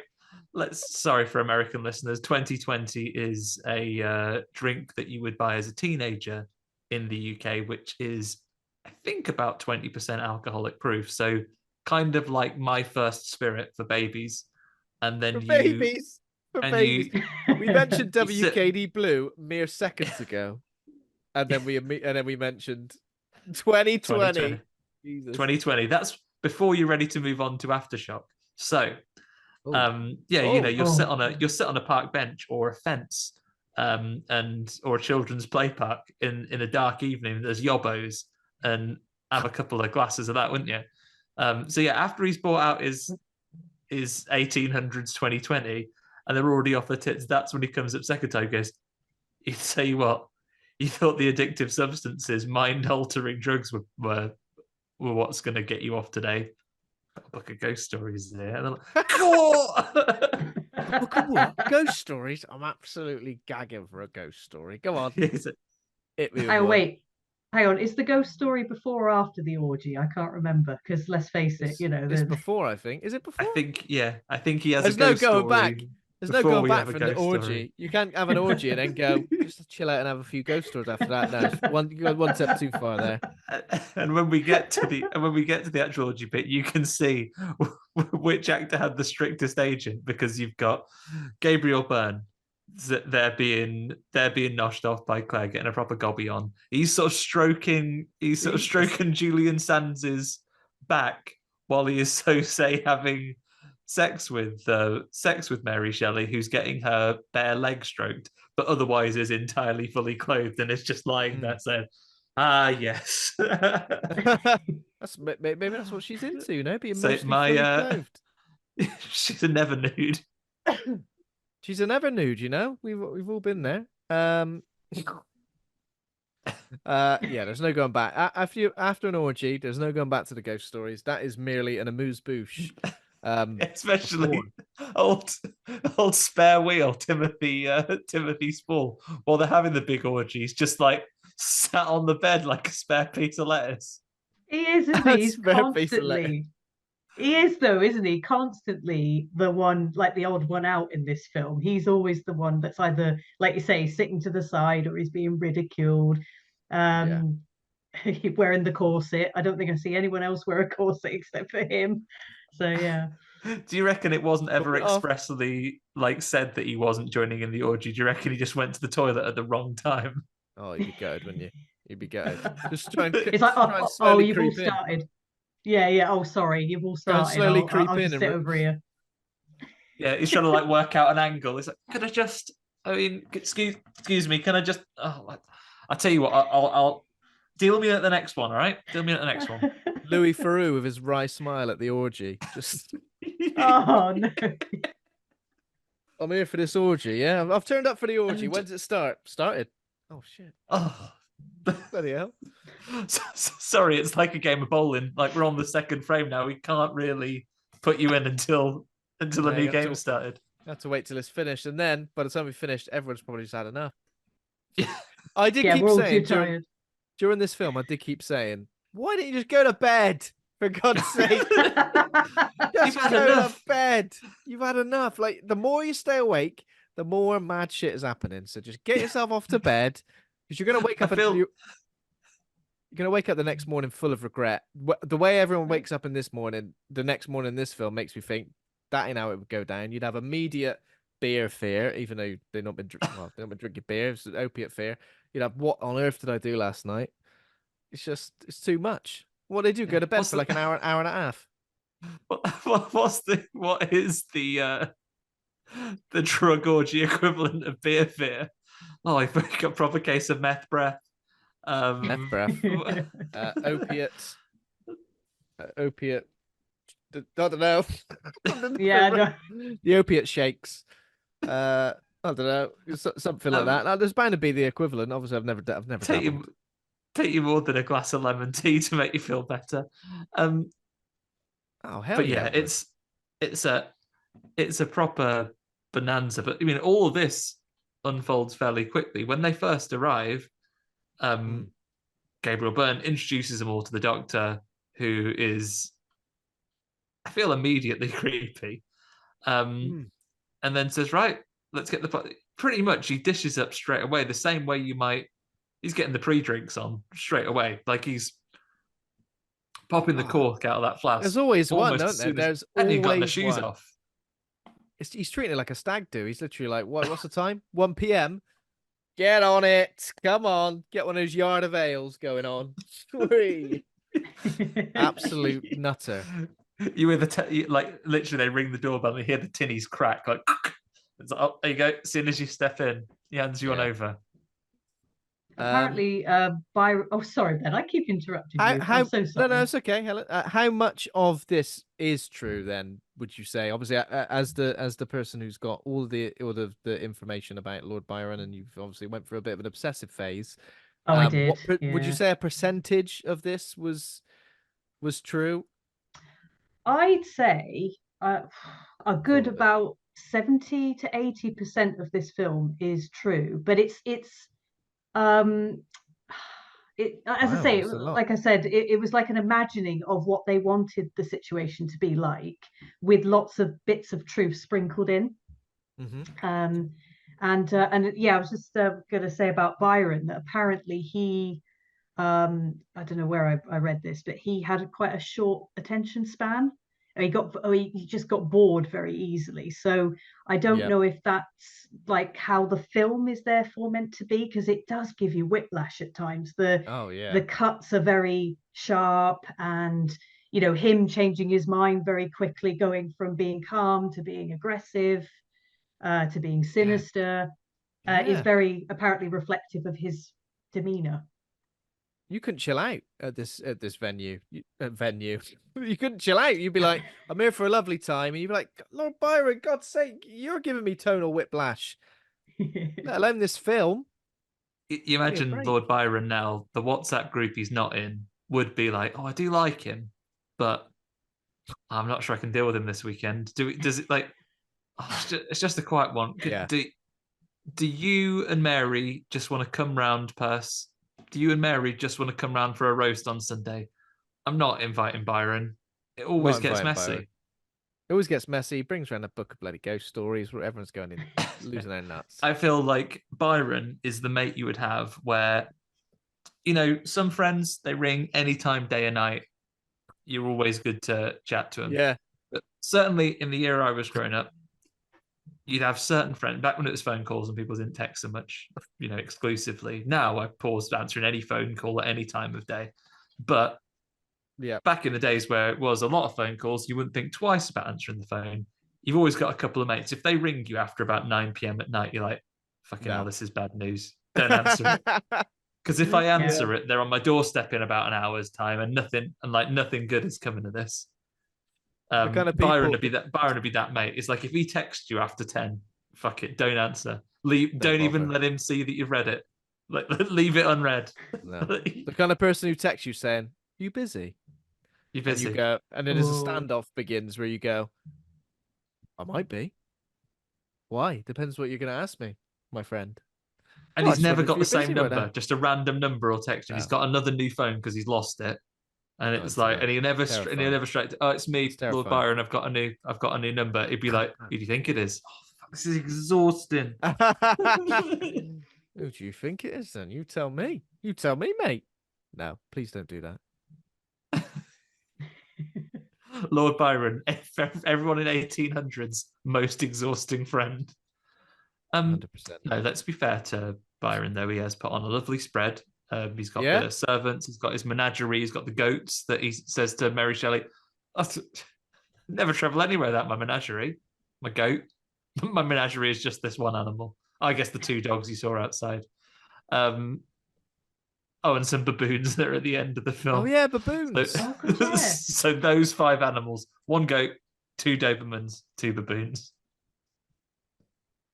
And the little homunculus guy, I guess. Maybe he's in the menagerie, maybe he's imaginary, one or the other. But let's also be fair to him, because he doesn't just go straight into laudanum and ghost stories and seances, he begins with a game of hide and seek. Because that's where it all starts going awry, really. He grabs Claire around the face and goes, scared. This is his erratic behavior, Helen, right? So he says something that escalates because he's getting like, he holds her head quite close to the fire. It is like quite a violent moment. He's like, scared, are you? She necks it out though. She's like, scared, are you? She goes, no. He goes, oh yeah, you're scared. He's like proper Robert Carlyle in Trainspotting, getting right up in her face. Like, are you sure you're not scared? He's getting like angrier and angrier. I feel like his hair would be glowing at this point. And then after all, he's like, yeah, all right, I was joking. I was scared. Yeah, It was a joke after all, right? I was funny I how was just playing. I amuse you, do I? Funny how. That's Yeah, Joe Pesci. Yeah, so and then Claire kicks it off and like says, tell you what, only be scared if you fucking catch me, mate, and legs it off. Hide and seek. Hide and seek is on. I think she makes fun of his club foot. I think that's what kicks it off. Is the because there's a lot of symbolism in this film to do with God and the devil, Adam, Eve, temptation, snakes, and the apples. And he actually did. Byron had a club foot that he was immensely embarrassed about. And I think that's what kicks that bit off with the fireplace, because she goes about, oh, let's see your devil's hoof. And then he retaliates by shoving her into the fire. Yeah, it's okay, Byron. You're a bit... Anything but the club foot. Don't mention the club foot, for God's sake. I think I've got a pretty good sense of humour about most things, actually, lads, but not the not the foot. Not the foot. Club foot out of it, all right? It's a bit sensitive about that for me, yeah. Yeah, so thankfully she does de-escalate it with a bit of hide and seek, and that's where Mary Shelley, as you say, Helen, runs into a snake almost immediately. Another animal from the menagerie. So yeah, there you go, snake. Keep score. 2 Dobermans, goat, 2 baboons at the end, snake, little homunculus, possibly imaginary, leeches. 6 or 7 leeches. Yeah. Are leeches just one, or is it just 1 leeches, or would you have to count each one individually? If you went to menagerie and it was over 100 animals at the menagerie and then 93 of them were leeches, would you be pissed off? Yeah, you'd be raging, wouldn't you? You'd be absolutely raging. But there's a thing on in Bristol City Centre today. 100 animals in a menagerie. 97 leeches in small print at the bottom. Amazing. I'd love to see it. I wouldn't love to see it. And they're all attached worms. to a goat's arse. I just thought worms as well. Oh, yeah, worms. Worms in the... Are we counting all them? Yeah. I'm going to give you food, 1 worms and 1 leeches. Worms in the food. No, it's the leeches he puts in the in the basmati rice. So it's the leeches. That's the same ones. His reaction to leeches in the basmati rice is intense. Ah! I mean, it is a shock. So the 2 things that Lord Byron who gets things like is really sensitive. Don't mention his club foot and don't fucking spoil food with your practical jokes.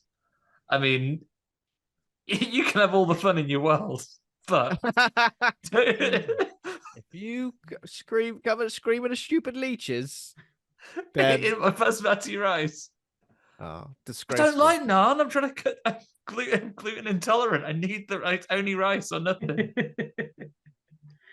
So yeah, hide and seek. Mary Shelley runs into a snake, and we're all over the place in this one because I think as it becomes clear, it is quite a dreamlike. Only giallo movies that I've seen that have done the same sort of non-linear dreamlike quality that these things follow through, because there are fairly rapid cuts and like almost physical impossibilities, because during this game of hide and seek, Claire has run into what is a base. There's some rats in the basement, another animal. Yep. So there are some rats, like strategically placed rats, like all standing on top of barrels as if placed by a set designer. There's like one each on a barrel, and then the most chilled rats ever, you know? Whatever's going down, they never seem bothered. They're just chilling. It feels like I want to see what these rats have been doing to be so strategically placed. Like, right, all stand on one barrel each, lads. So Claire runs down and has a look at the rats, but then Lord Byron has just teleported down to the basement like Dungeon Master and just steps out and gives her a big old snog. And the orgy begins. Yeah, and it's that sort of like the weird kind of way that he is, with that suddenly everything's forgiven and he's gone back to, oh, you're interesting me again now, so I'm going to be loving towards you. But you're right, I never thought of that. But how did he get from that room all the way down to the bottom? Hidden doors. Yeah, Lord Fireman's pole slid the way down there.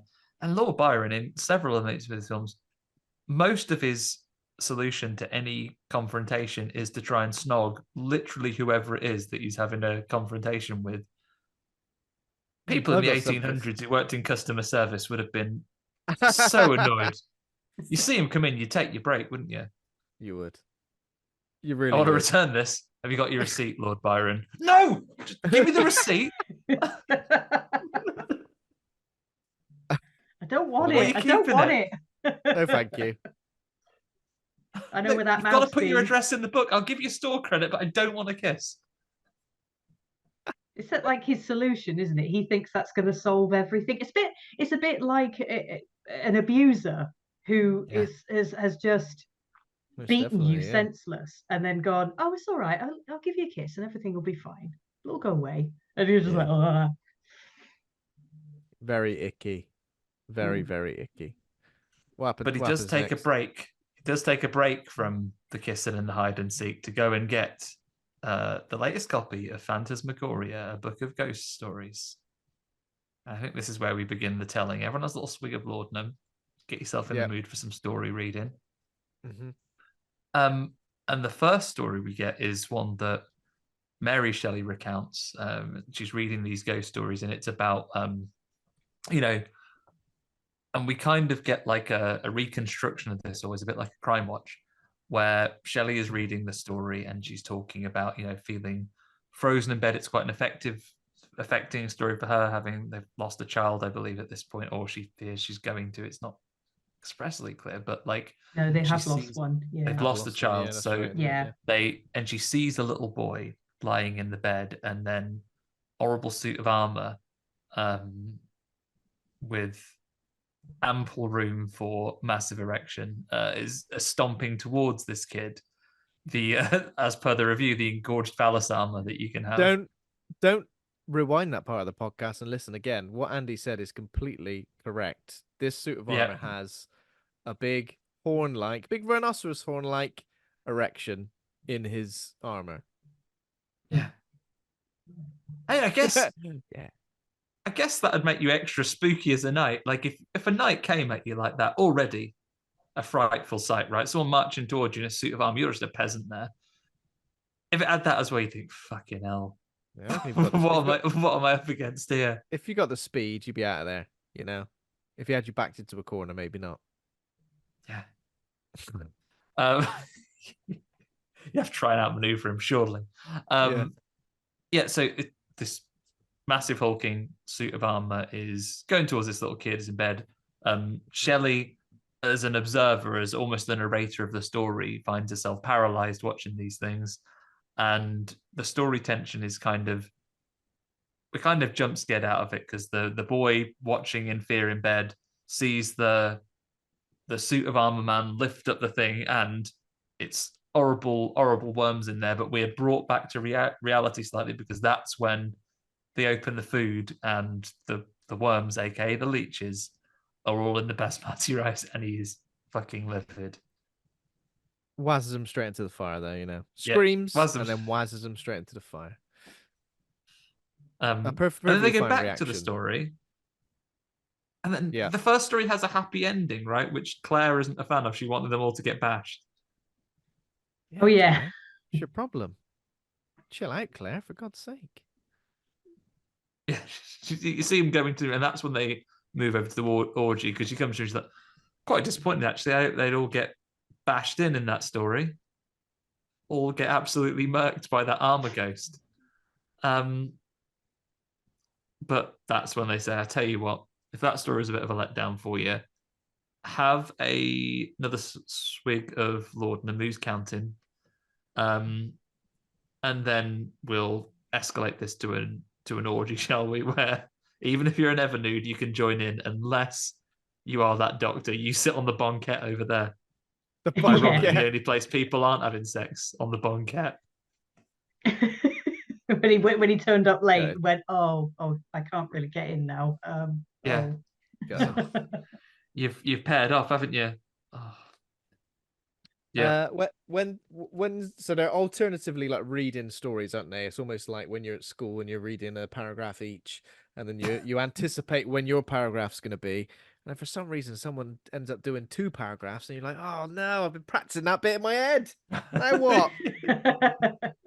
Or the teacher doesn't go linearly around the room. It's constant. I can't predict anything. I literally can't predict anything. Yeah, when it's not doing that. Oh my God. Real life horrors, everyone.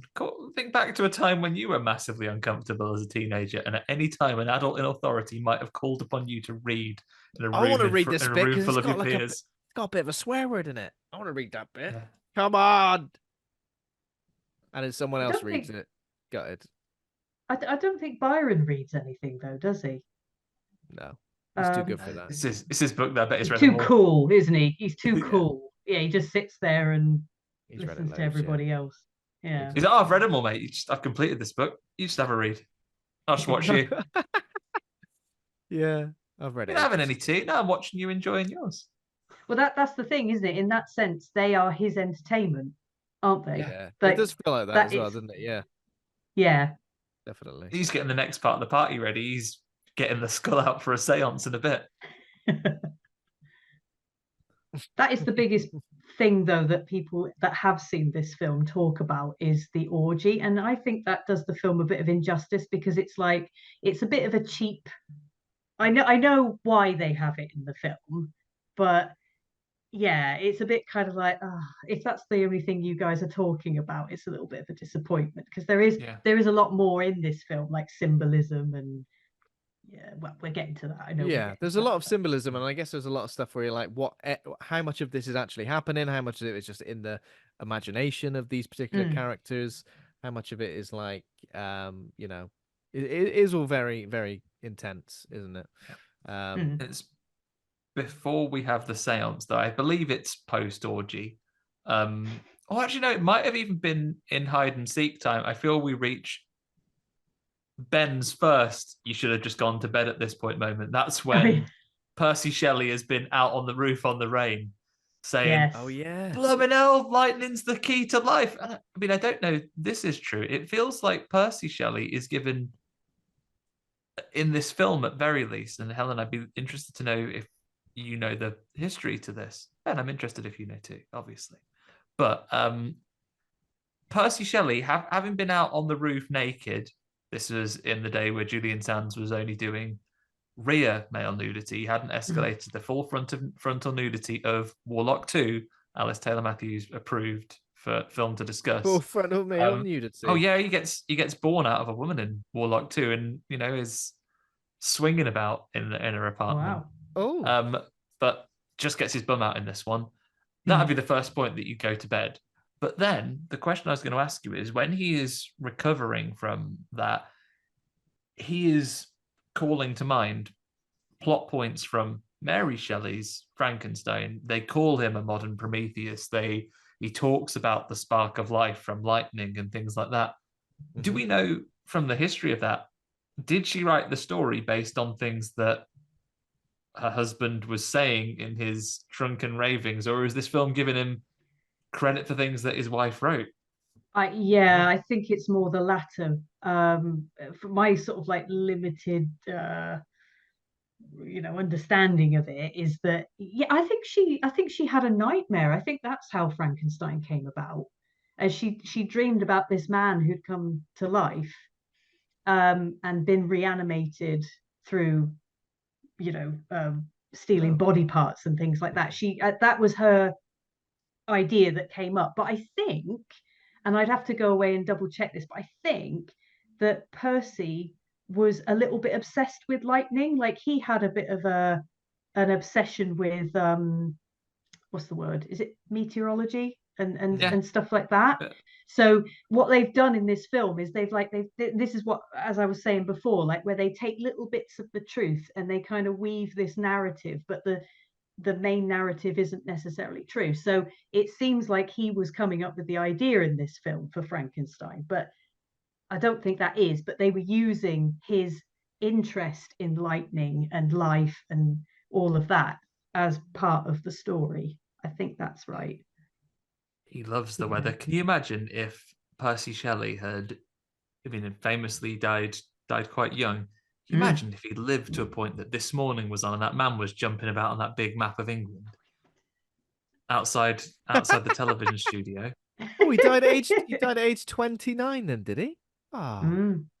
He drowned. Yeah, he drowned in a boat accident, I think it was. Big old bath trying not to fall asleep. Sorry, yeah. It's a long time ago. It's fine. A big old bath. Bless him. Although oh God, I'm doing it again. I am so sorry. It's okay. It's okay. It happens all the time on podcasts. It's fine.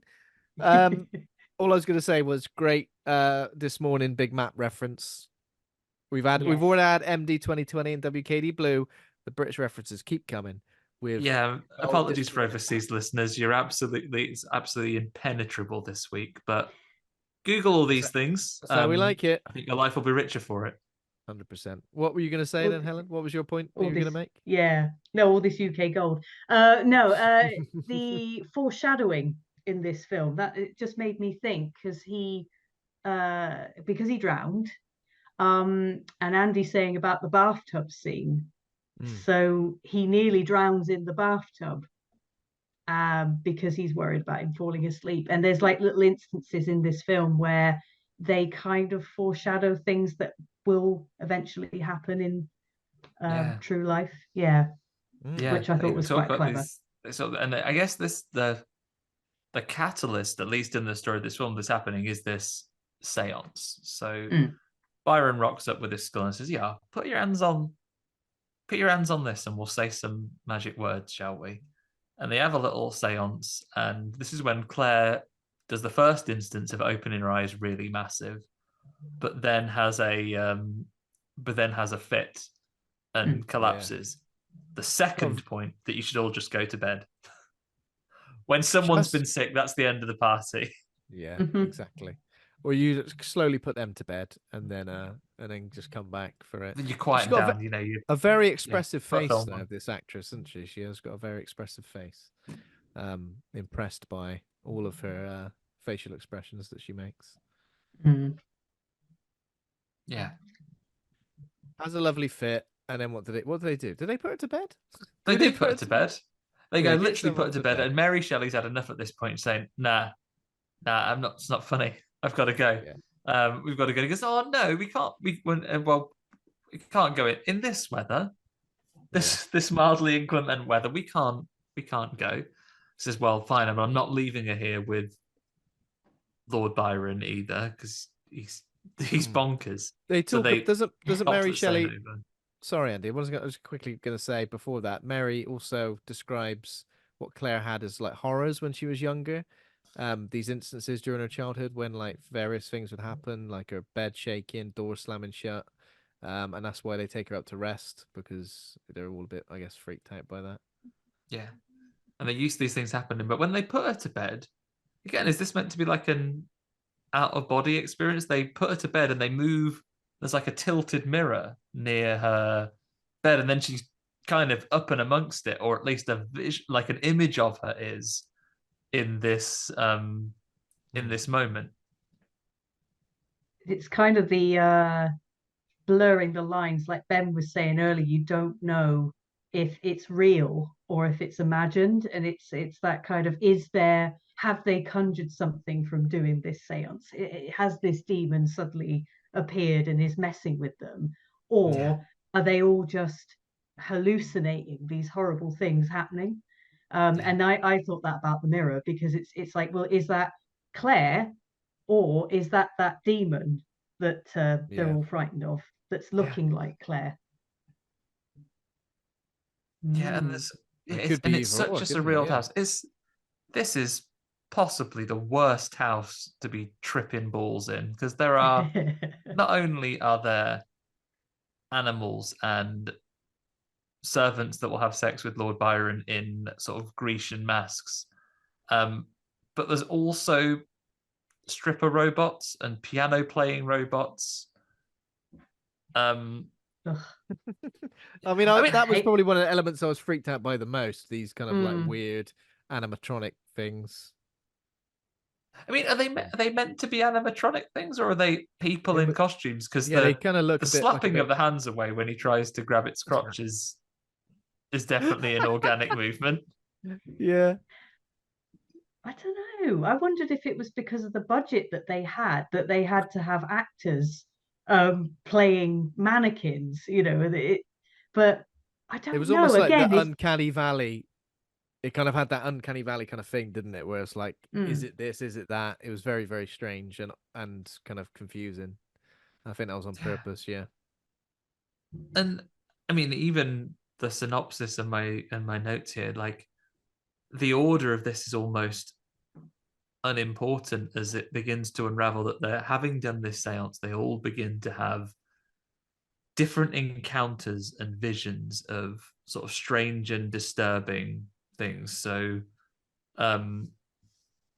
Percy Shelley sort of reveals his fear of falling asleep, having seen a strange creature in the barn amongst the other creatures that are in there. This little sort of fanged tooth little demonic type creature. Timothy Spall's doctor character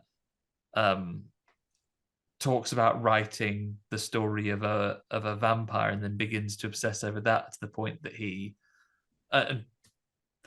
did write a story, Vampire with a Y. He wrote that story before he also died as a young man. But he kind of obsessively pulls a crucifix off the wall and then cuts himself quite badly using the nail that's sticking out, almost like sort of stigmata-y type of injury on his hand, but then also manages to injure his neck and sort of comes out ranting that he has been attacked by a vampire. Mary Shelley, I think, probably has some of the most iconic for the film things. It's your DVD cover if you've still got it to hand. Oh, Helen. I have. Hang on. Here we go. Here it is. Wow. She is. So God, Mary Shelley. There we go.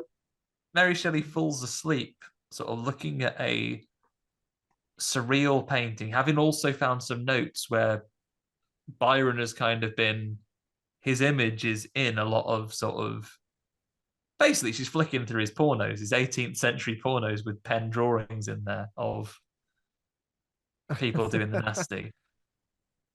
Yeah. Yeah. To be honest, if the doctor had read a few, he might have worked out how to get in on the orgy action. He would have got all the angles right, but he hadn't read that. It's like, oh, that's how I could do it when it's not an exactly matched pair. But no, he hadn't read those things. But Mary Shelley does. And then falls asleep kind of looking at this painting. And then we have just a disturbing flash of like a sort of hunched demon, a little sort of homunculus, shrunken person, like squatting on her chest and sitting on her. But then when she screams in fright, it's a half sister. It's Claire lying. It kind of like reaches a clawed hand towards her as well, doesn't it? And she freaks out, as you would, I think. It kind of it felt like a representation of like a sleep paralysis demon, didn't it? Yeah. And it all continues to escalate, and then of course, and again, like the encounters with Byron become more and more erratic and quite threatening, and it's regardless of who it is. So the doctor is really heavily taunted for, I mean, obviously for the time they, whether it's that they're actually saying, because they also say quite freely that they all believe in free love and so on. I don't think the majority of the characters do have particular boundaries with regards sexuality and so on. So my read of this was in the doctor's head. He has some form of shame or fear of persecution of these things. So he sort of at least envisions all the characters stepping around him and mocking him for being attracted to men and being obsessed with Shelley and all these other things, and his sort of put together appearance, which I guess is where the corset comes from as well. When he's sort of stripped bare of his, because he wears quite fine and extravagant clothes for the rest of times, he sort of loses clothes as he goes through, and he loses his long hair, which is assumed to be a wig because we see him quite clearly bald for later parts of the movie. Yeah. So whether imaginary in a Mean Girls situation where they're drawing like round his fat bits with marker pen and teasing him, or whether it's imagined, he is quite traumatized by these people mocking him, and Percy Shelley is traumatized by seeing an image of Claire doing her big eyes again, saying, "Look into my eyes," and he goes, "I am." He says, "No, not those, not my massive, clearly face eyes, my nipples that are actually eyes down here." My nipple eyes. Goes, "Oh, obviously." Yeah. That's quite a freaky special effect as well, because it's not CGI. It is actually a fake pair of boobs with eyes blinking at you. It's creepier than having CGI, isn't it? Yeah. Like a very practical winking boobs. Yes. Yeah. And if you think about it, a marvel of modern science, because I mean, depends on the build of the person whose boobs you were looking at, but your eyes would have to be ever so far apart to see through both of them. I love that you've thought about this, Andy. He's definitely given it lots of thought, I can tell. Yeah. I mean, either your person's gonna have to have fairly narrow shoulders, or you're gonna have a fucking massive wide head. Have to like a hammer head.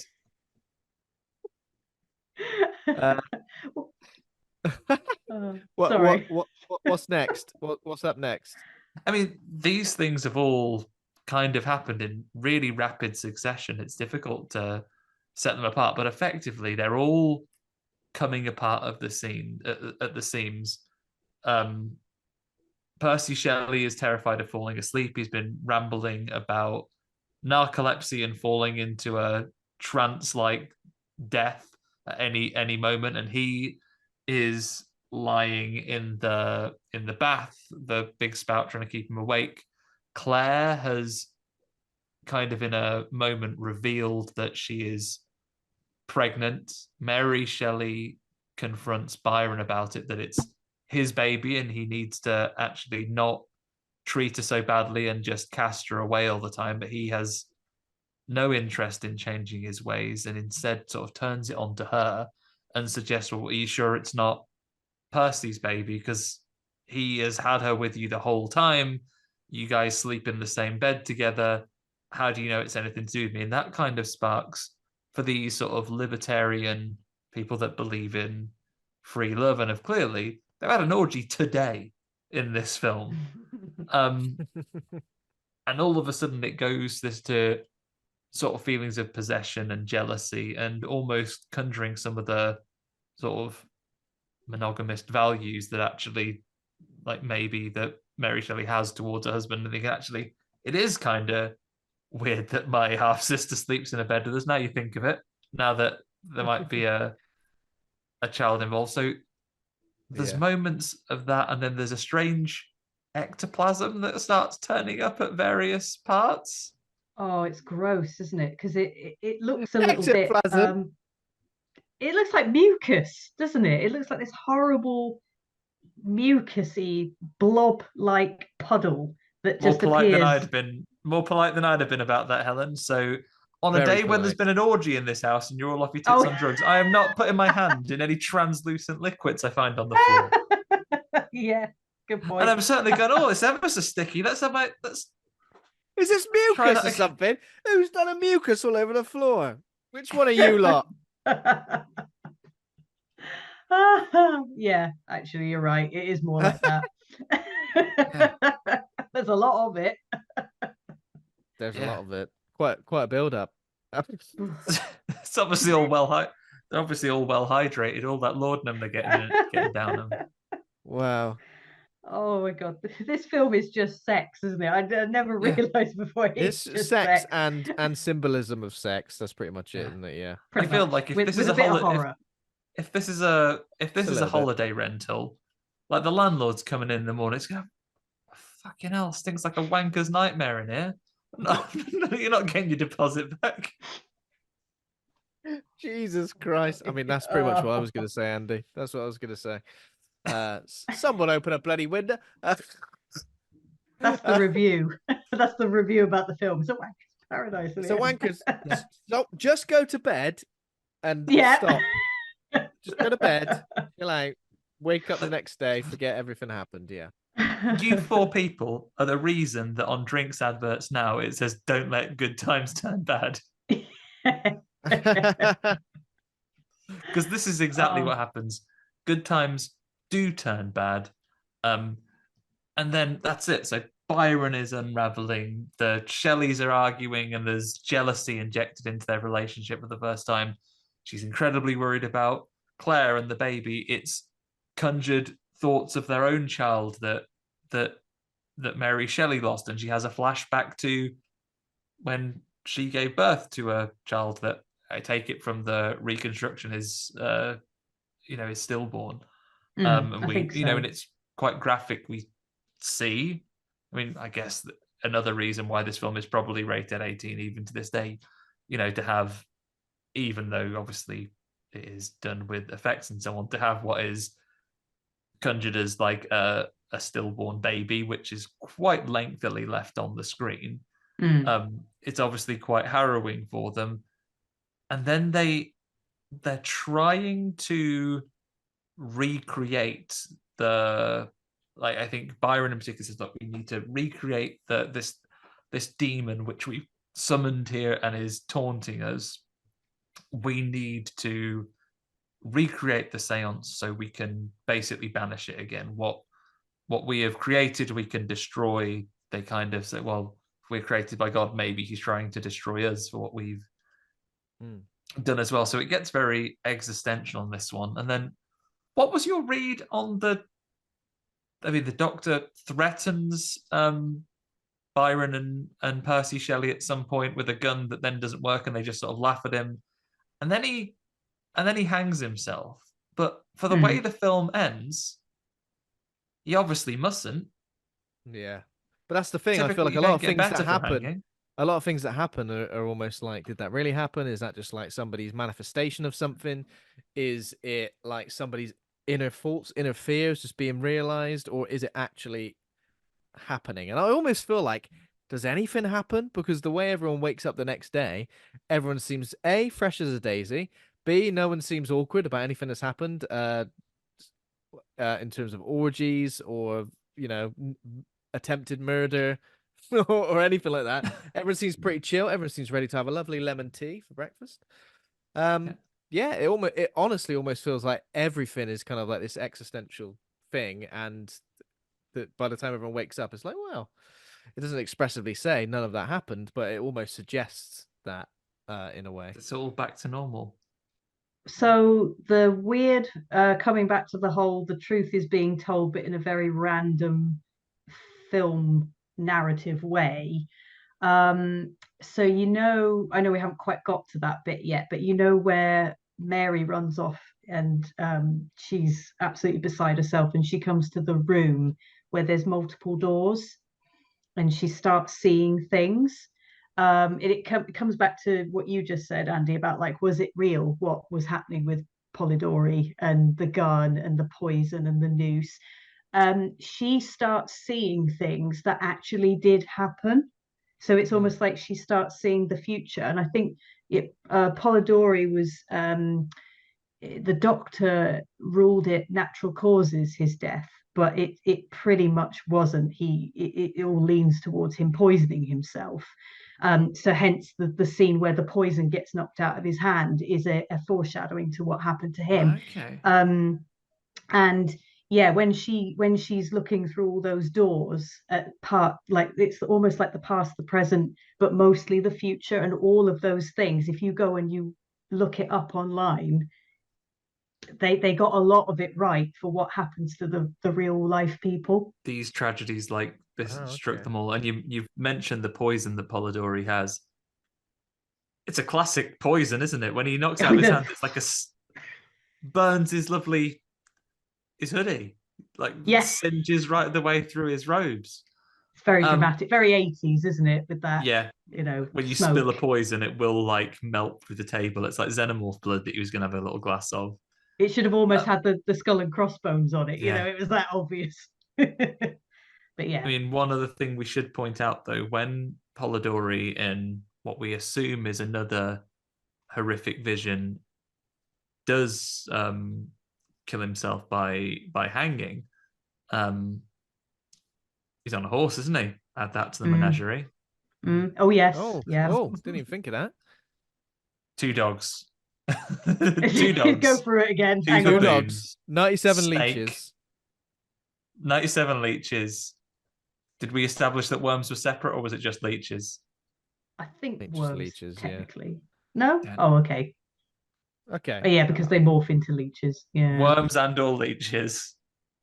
Horse.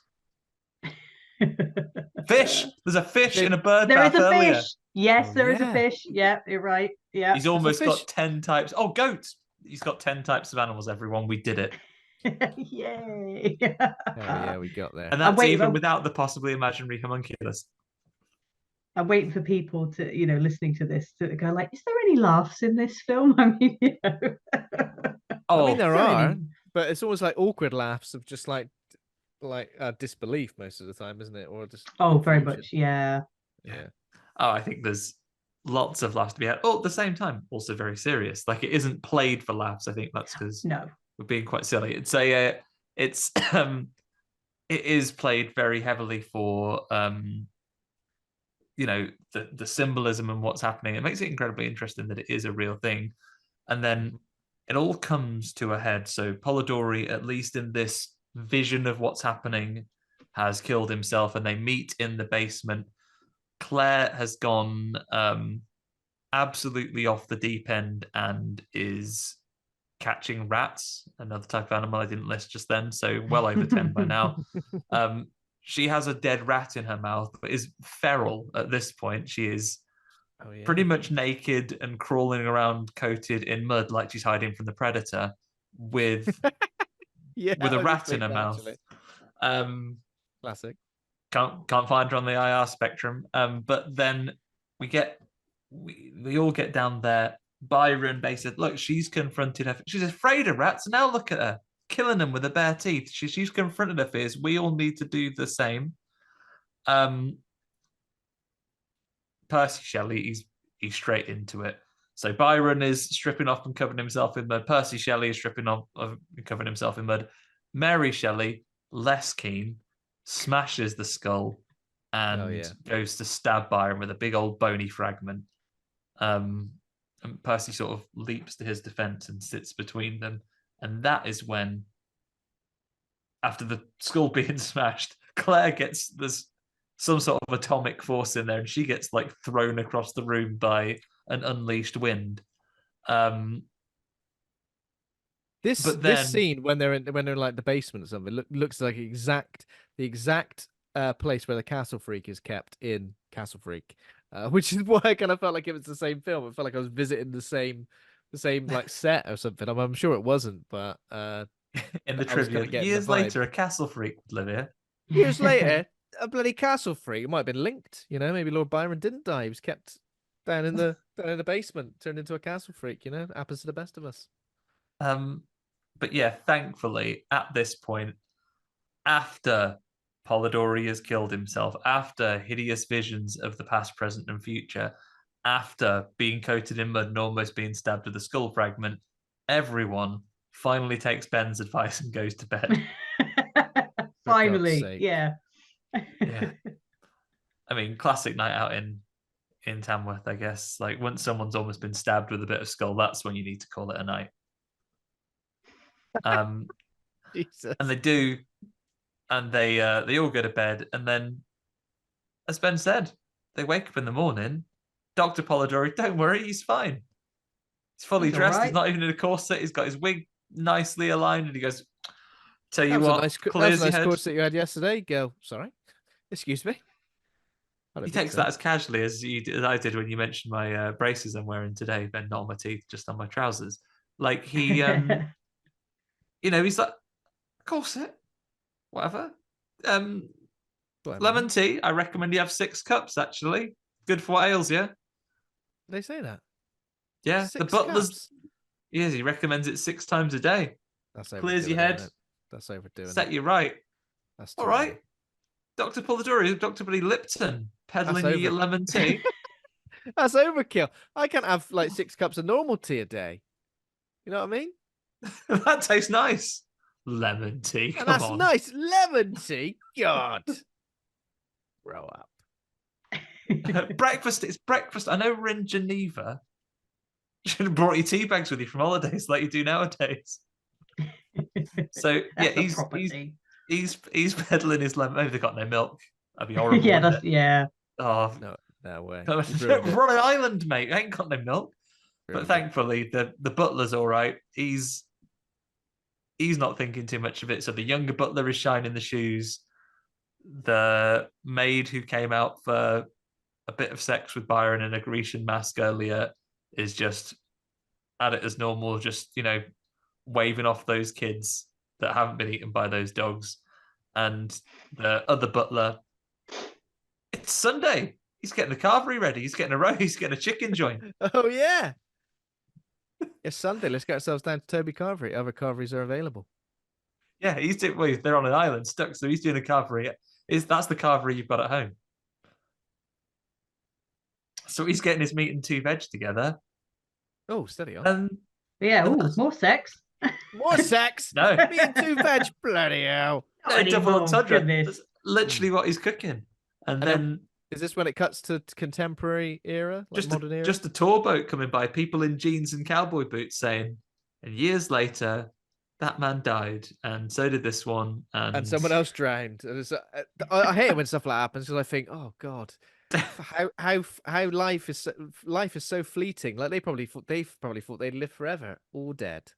It's like the end spoiler.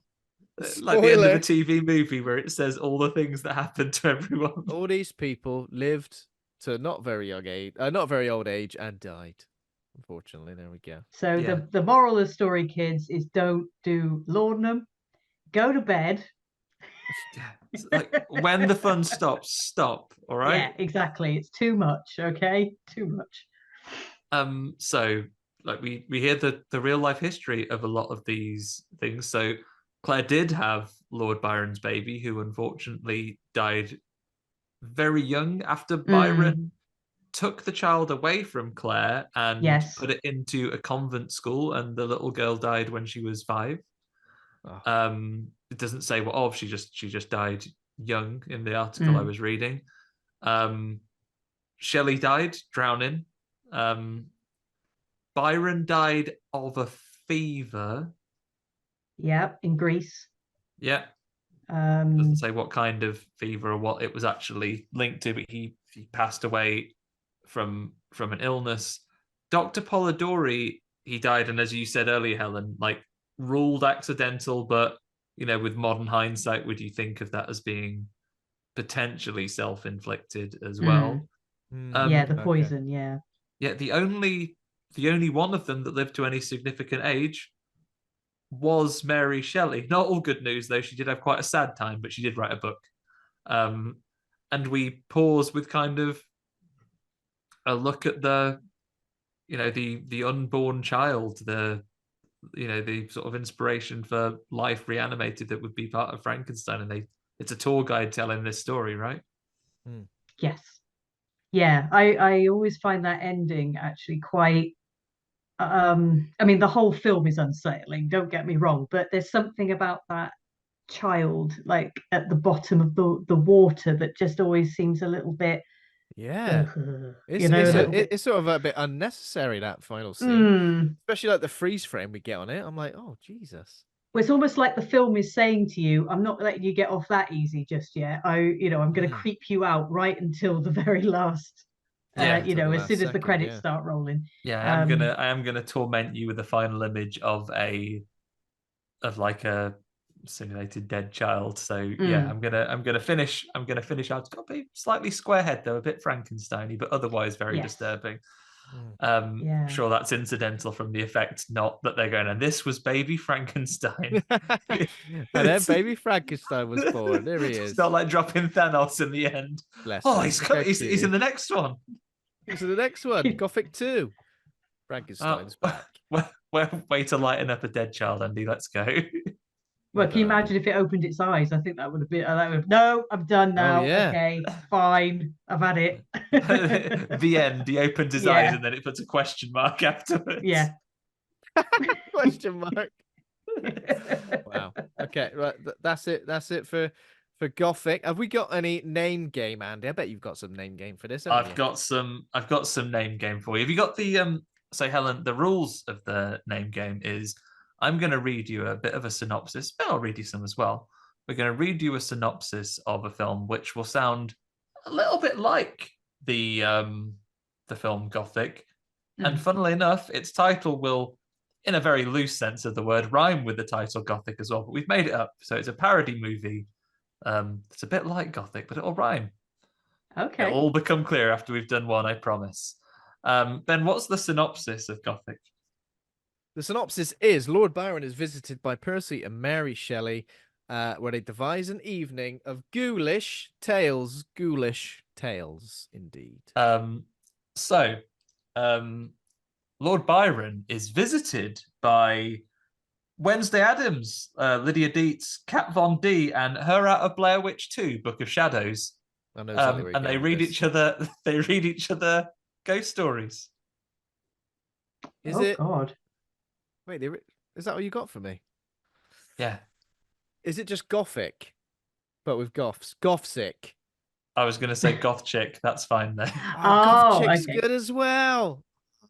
Goth Chick. Yeah. Wednesday Addams, Lydia Dietz, Kat Von D, and her out of Blair Witch 2. You've already ruined mine because I was going to say Goth Lick. But let's forget that. Okay, so what was it again? I've got it written down. Lord Byron is visited by Percy and Mary Shelley, and all of them, and both Percy and Mary Shelley, take dislike to Lord Byron being all posh, and they boot him up the arse just because he's posh. Is it Toff Kick? Toff Kick is correct. Well done, Andy. Oh, well done. Yeah, I knew it was Kick. Good job.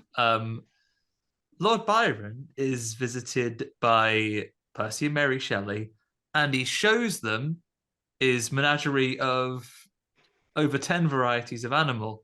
Unfortunately, his rooster has a stomach upset and vomits in several places around the house. A translucent liquid. Oh, translucent Cock liquid. Shit. He vomits it up, doesn't poo it out. I feel like horrible saying it. Cock shit. No, Cock-sick. not cock. Oh, cock sick. Yeah, there you go. That's disgusting. He bombs it up. Yeah, so he's got house full of cock sick. Ever so sorry. Ever so sorry. Okay. Lord Byron is visited by Percy and Mary Shelley. They tell a load of they tell a load halfway through telling one of the scary stories. One of them has an old tickle in the throat and can't get rid of it. Cough. Can't Tick. stop. Cough fit. Cough fit. Yes. Okay, yeah.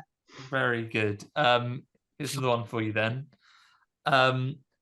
Absolutely sick of being told there's a brand new trailer for a film they've been looking forward to, a sequel to Beetlejuice after all these times, only for it to be a music video from a 1980s pop star tricking them to get clicks on the internet. Lord Byron makes fun out of a famous Never Gonna Give You Up singer. Oh. Takes piss out of him. No, it's something Rick, isn't it? But oh god. He pretends to be him, does a really unflattering impression. Mock Rick, mocks yeah. Rick. Very good. Well Mocks done. Rick. I'm making them up on the fly now, so I apologize for these. they're just. I'm basically taking lead from how sexy the film is. Well, sexy, you know, but naughty. Okay. Oh, it's So very naughty. Lord Ever Byron so is naughty. Lord Byron is visited by Percy and Mary Shelley, and they all get involved in a lovely orgy. And during the orgy, Lord Byron says, "Just right on the tip, right on the end of my phallus, give it one of them." Cock flick. Cock flick, knob flick, knob flick. I wrote. I feel like I Yeah. can't even think about what the film's called now. I'm just saying words. I'm just saying words together that Yeah, vaguely Lord Byron, sound like Gothic. that'll keep the wolf from the door. Little flick. Oh, ever so so. Oh, bloody hell! Flick you right on the end of Somebody the put me suit off. of the suit of armor. That's why he wears that armor, so you can't flick him. Yeah. I've got one more for you. Calming down from his orgy ways, Lord Byron invites Percy and Mary Shelley round and Dr. Polidori. They have a really nice weekend, and he says, I tell you what, I've had such a good time. I want us all to remember this thing. So he goes into his menagerie and he gets all of his Stop saying menagerie. he goes into his menagerie and he gets all of his nocturnal sort of flying insects out and goes, choose one of these, you can take it home. Nocturnal Some, insects. something pick. Moth pick. Moth pick. Moth Yeah. pick, correct. Oh, God. He gives them a moth pick.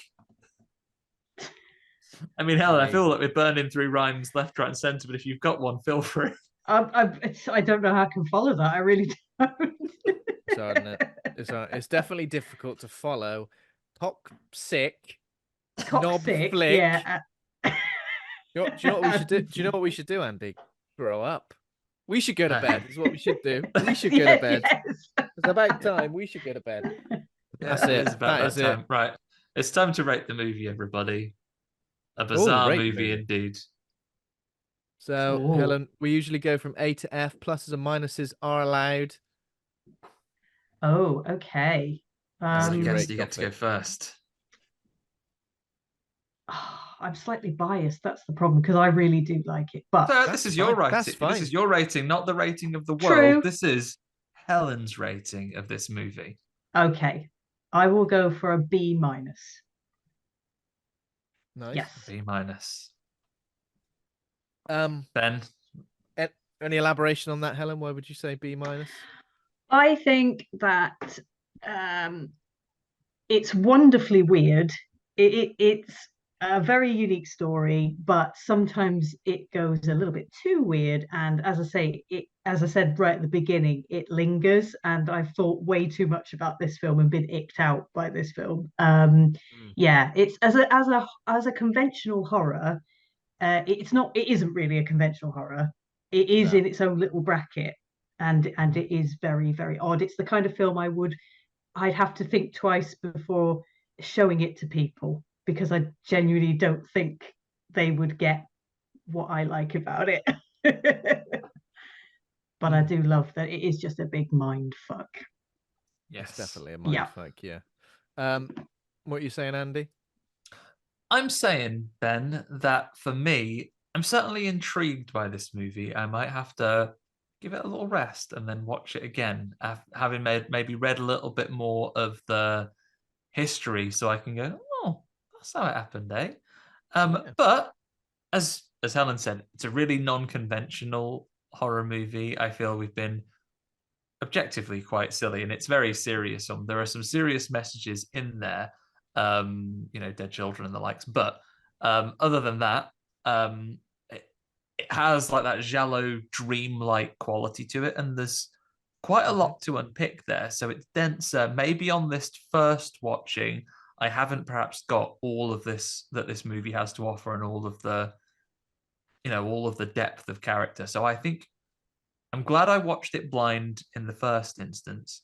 I think I might get more of it watching it again in the future. But right now, from a first watching, for its surrealness, I'm going to give it a C. It sits at a C with me right now. But that could change as I get to watch it again. You could see that, get a cheeky little plus in there. But for right now, we're at a C. worth checking out, especially if you're interested in the characters naturally. The fact that people in the old days were wrong, and it's not just those modern pop stars today. They are the pop stars of then. Tell you I what, think... Taylor Swift can have all the avocado she wants. Doesn't matter. Like that's not half as bad. I'm probably going to go for like maybe a little, well, maybe go for a C minus, and that sounds probably a little bit unfair, but it is a very unconventional film. Not the kind of film that I think I can make a snap judgment on, like how much I enjoyed it. Like in my head, I'm a bit like, did much happen? It was very dreamlike. It was very sort of like wishy-washy in places. Maybe I didn't quite follow this and that, but I think it's definitely a film that I'm probably going to appreciate the more I get to digest it. At the moment, I'm only going for a C minus just because I think if I'm marking it sort of as a horror film, perhaps I expected a little bit more. I kind of wanted to see a bit more in terms of like nightmarish visuals and that image just on the poster on the front of that DVD. We only kind of see that once and we don't really see any more of it. I kind of wanted a little bit more of that. But yeah, I think despite the fact C minus sounds pretty low, I still think it's a very well made film. With some great performances and some genuinely weird shit. Mm-hmm. So yeah, absolutely. So, yeah. Thanks for bringing it along, Helen. That was a really interesting one. Oh, you're welcome. Yeah, most definitely. Okay, wonderful. There we go. So, Helen, where can our listeners follow you online? Well, if you want them to, of course. You could say nowhere. Leave me alone. Yeah, go away. Go to bed. I'm on Instagram. I think I'm helen.c.payne on Instagram, and I'm on Facebook. But yeah, I'm around. Awesome. Yeah. And watch out for movies like Collard. Look out for the trailer of Asmodeus on YouTube, right? The is that listed now so people can find it if they look it up, the teaser? Yeah, search for Asmodeus trailer. Yeah, and you'll find it. We could put the link for that in the show notes as well. That probably makes sense. Let's do that. Lovely. Thank you. Check that out. Go and check out Helen's film work out live. Yeah. Wonder what you were going to say then. Well, there we go. Obviously, if you're in the theatre area, if you're future Swindon fringes or Edinburgh ones, wherever Helen's plays might be found, look out for that as well. Get a version of Gothic out on the tiles. Oh, I would love to bring that to the stage. I really would. Oh, you give me an idea now. Stage play of Gothic. Can you imagine? Can you imagine the night walking out? Yeah. Can you imagine if you did like a Rocky Horror and got people to dress up for it? Oh my god! Yes. What are you going as? I'm making it happen. You can't go as a knight with an erection. I'm going as a knight with an erection. I'm going as little homunculus man. I'm going as 93 leeches. I'll go in a big bowl of basmati rice. I guess I'll probably go as one of the weird mannequins, either the one on the piano or the gypsy looking belly dancer one. Hell yes. And I'll just wear a corset. Okay, Thanks everybody. Thanks for listening. If you enjoyed the show, become a patron over at patreon.com/horror hangout. Thanks to our current patrons. Thanks to Taj Easton for our theme music. Thanks to Acast for hosting the show. Consider giving us a rating or review if you like the show. We're on Twitter, Instagram, Facebook, TikTok, Discord, and YouTube. Just search Horror Hangout Podcast. Next week, just in time for Valentine's Day, we're going to be covering the slasher movie, early 2000s slasher movie, Valentine, with returning guest Rupa Shikotra. So thank you very much. I don't know what I'm saying. Thanks very much, Helen, everybody. Thanks everybody. Thanks everybody. And of course, thank you, Helen and Andy. Thank you for being a right horror dude, as always. Yeah, thanks for being right horror dudes, everybody. And also, thanks, guys. Write in, let us know, what would you drink out of a skull? Want to know, please. Yeah, exactly. I'd love to know. Won't be better than Tango Ice Blast, but do your best. Yeah, do your best. Right, see you later then. Bye-bye. Bye, everybody. Bye. Go to bed.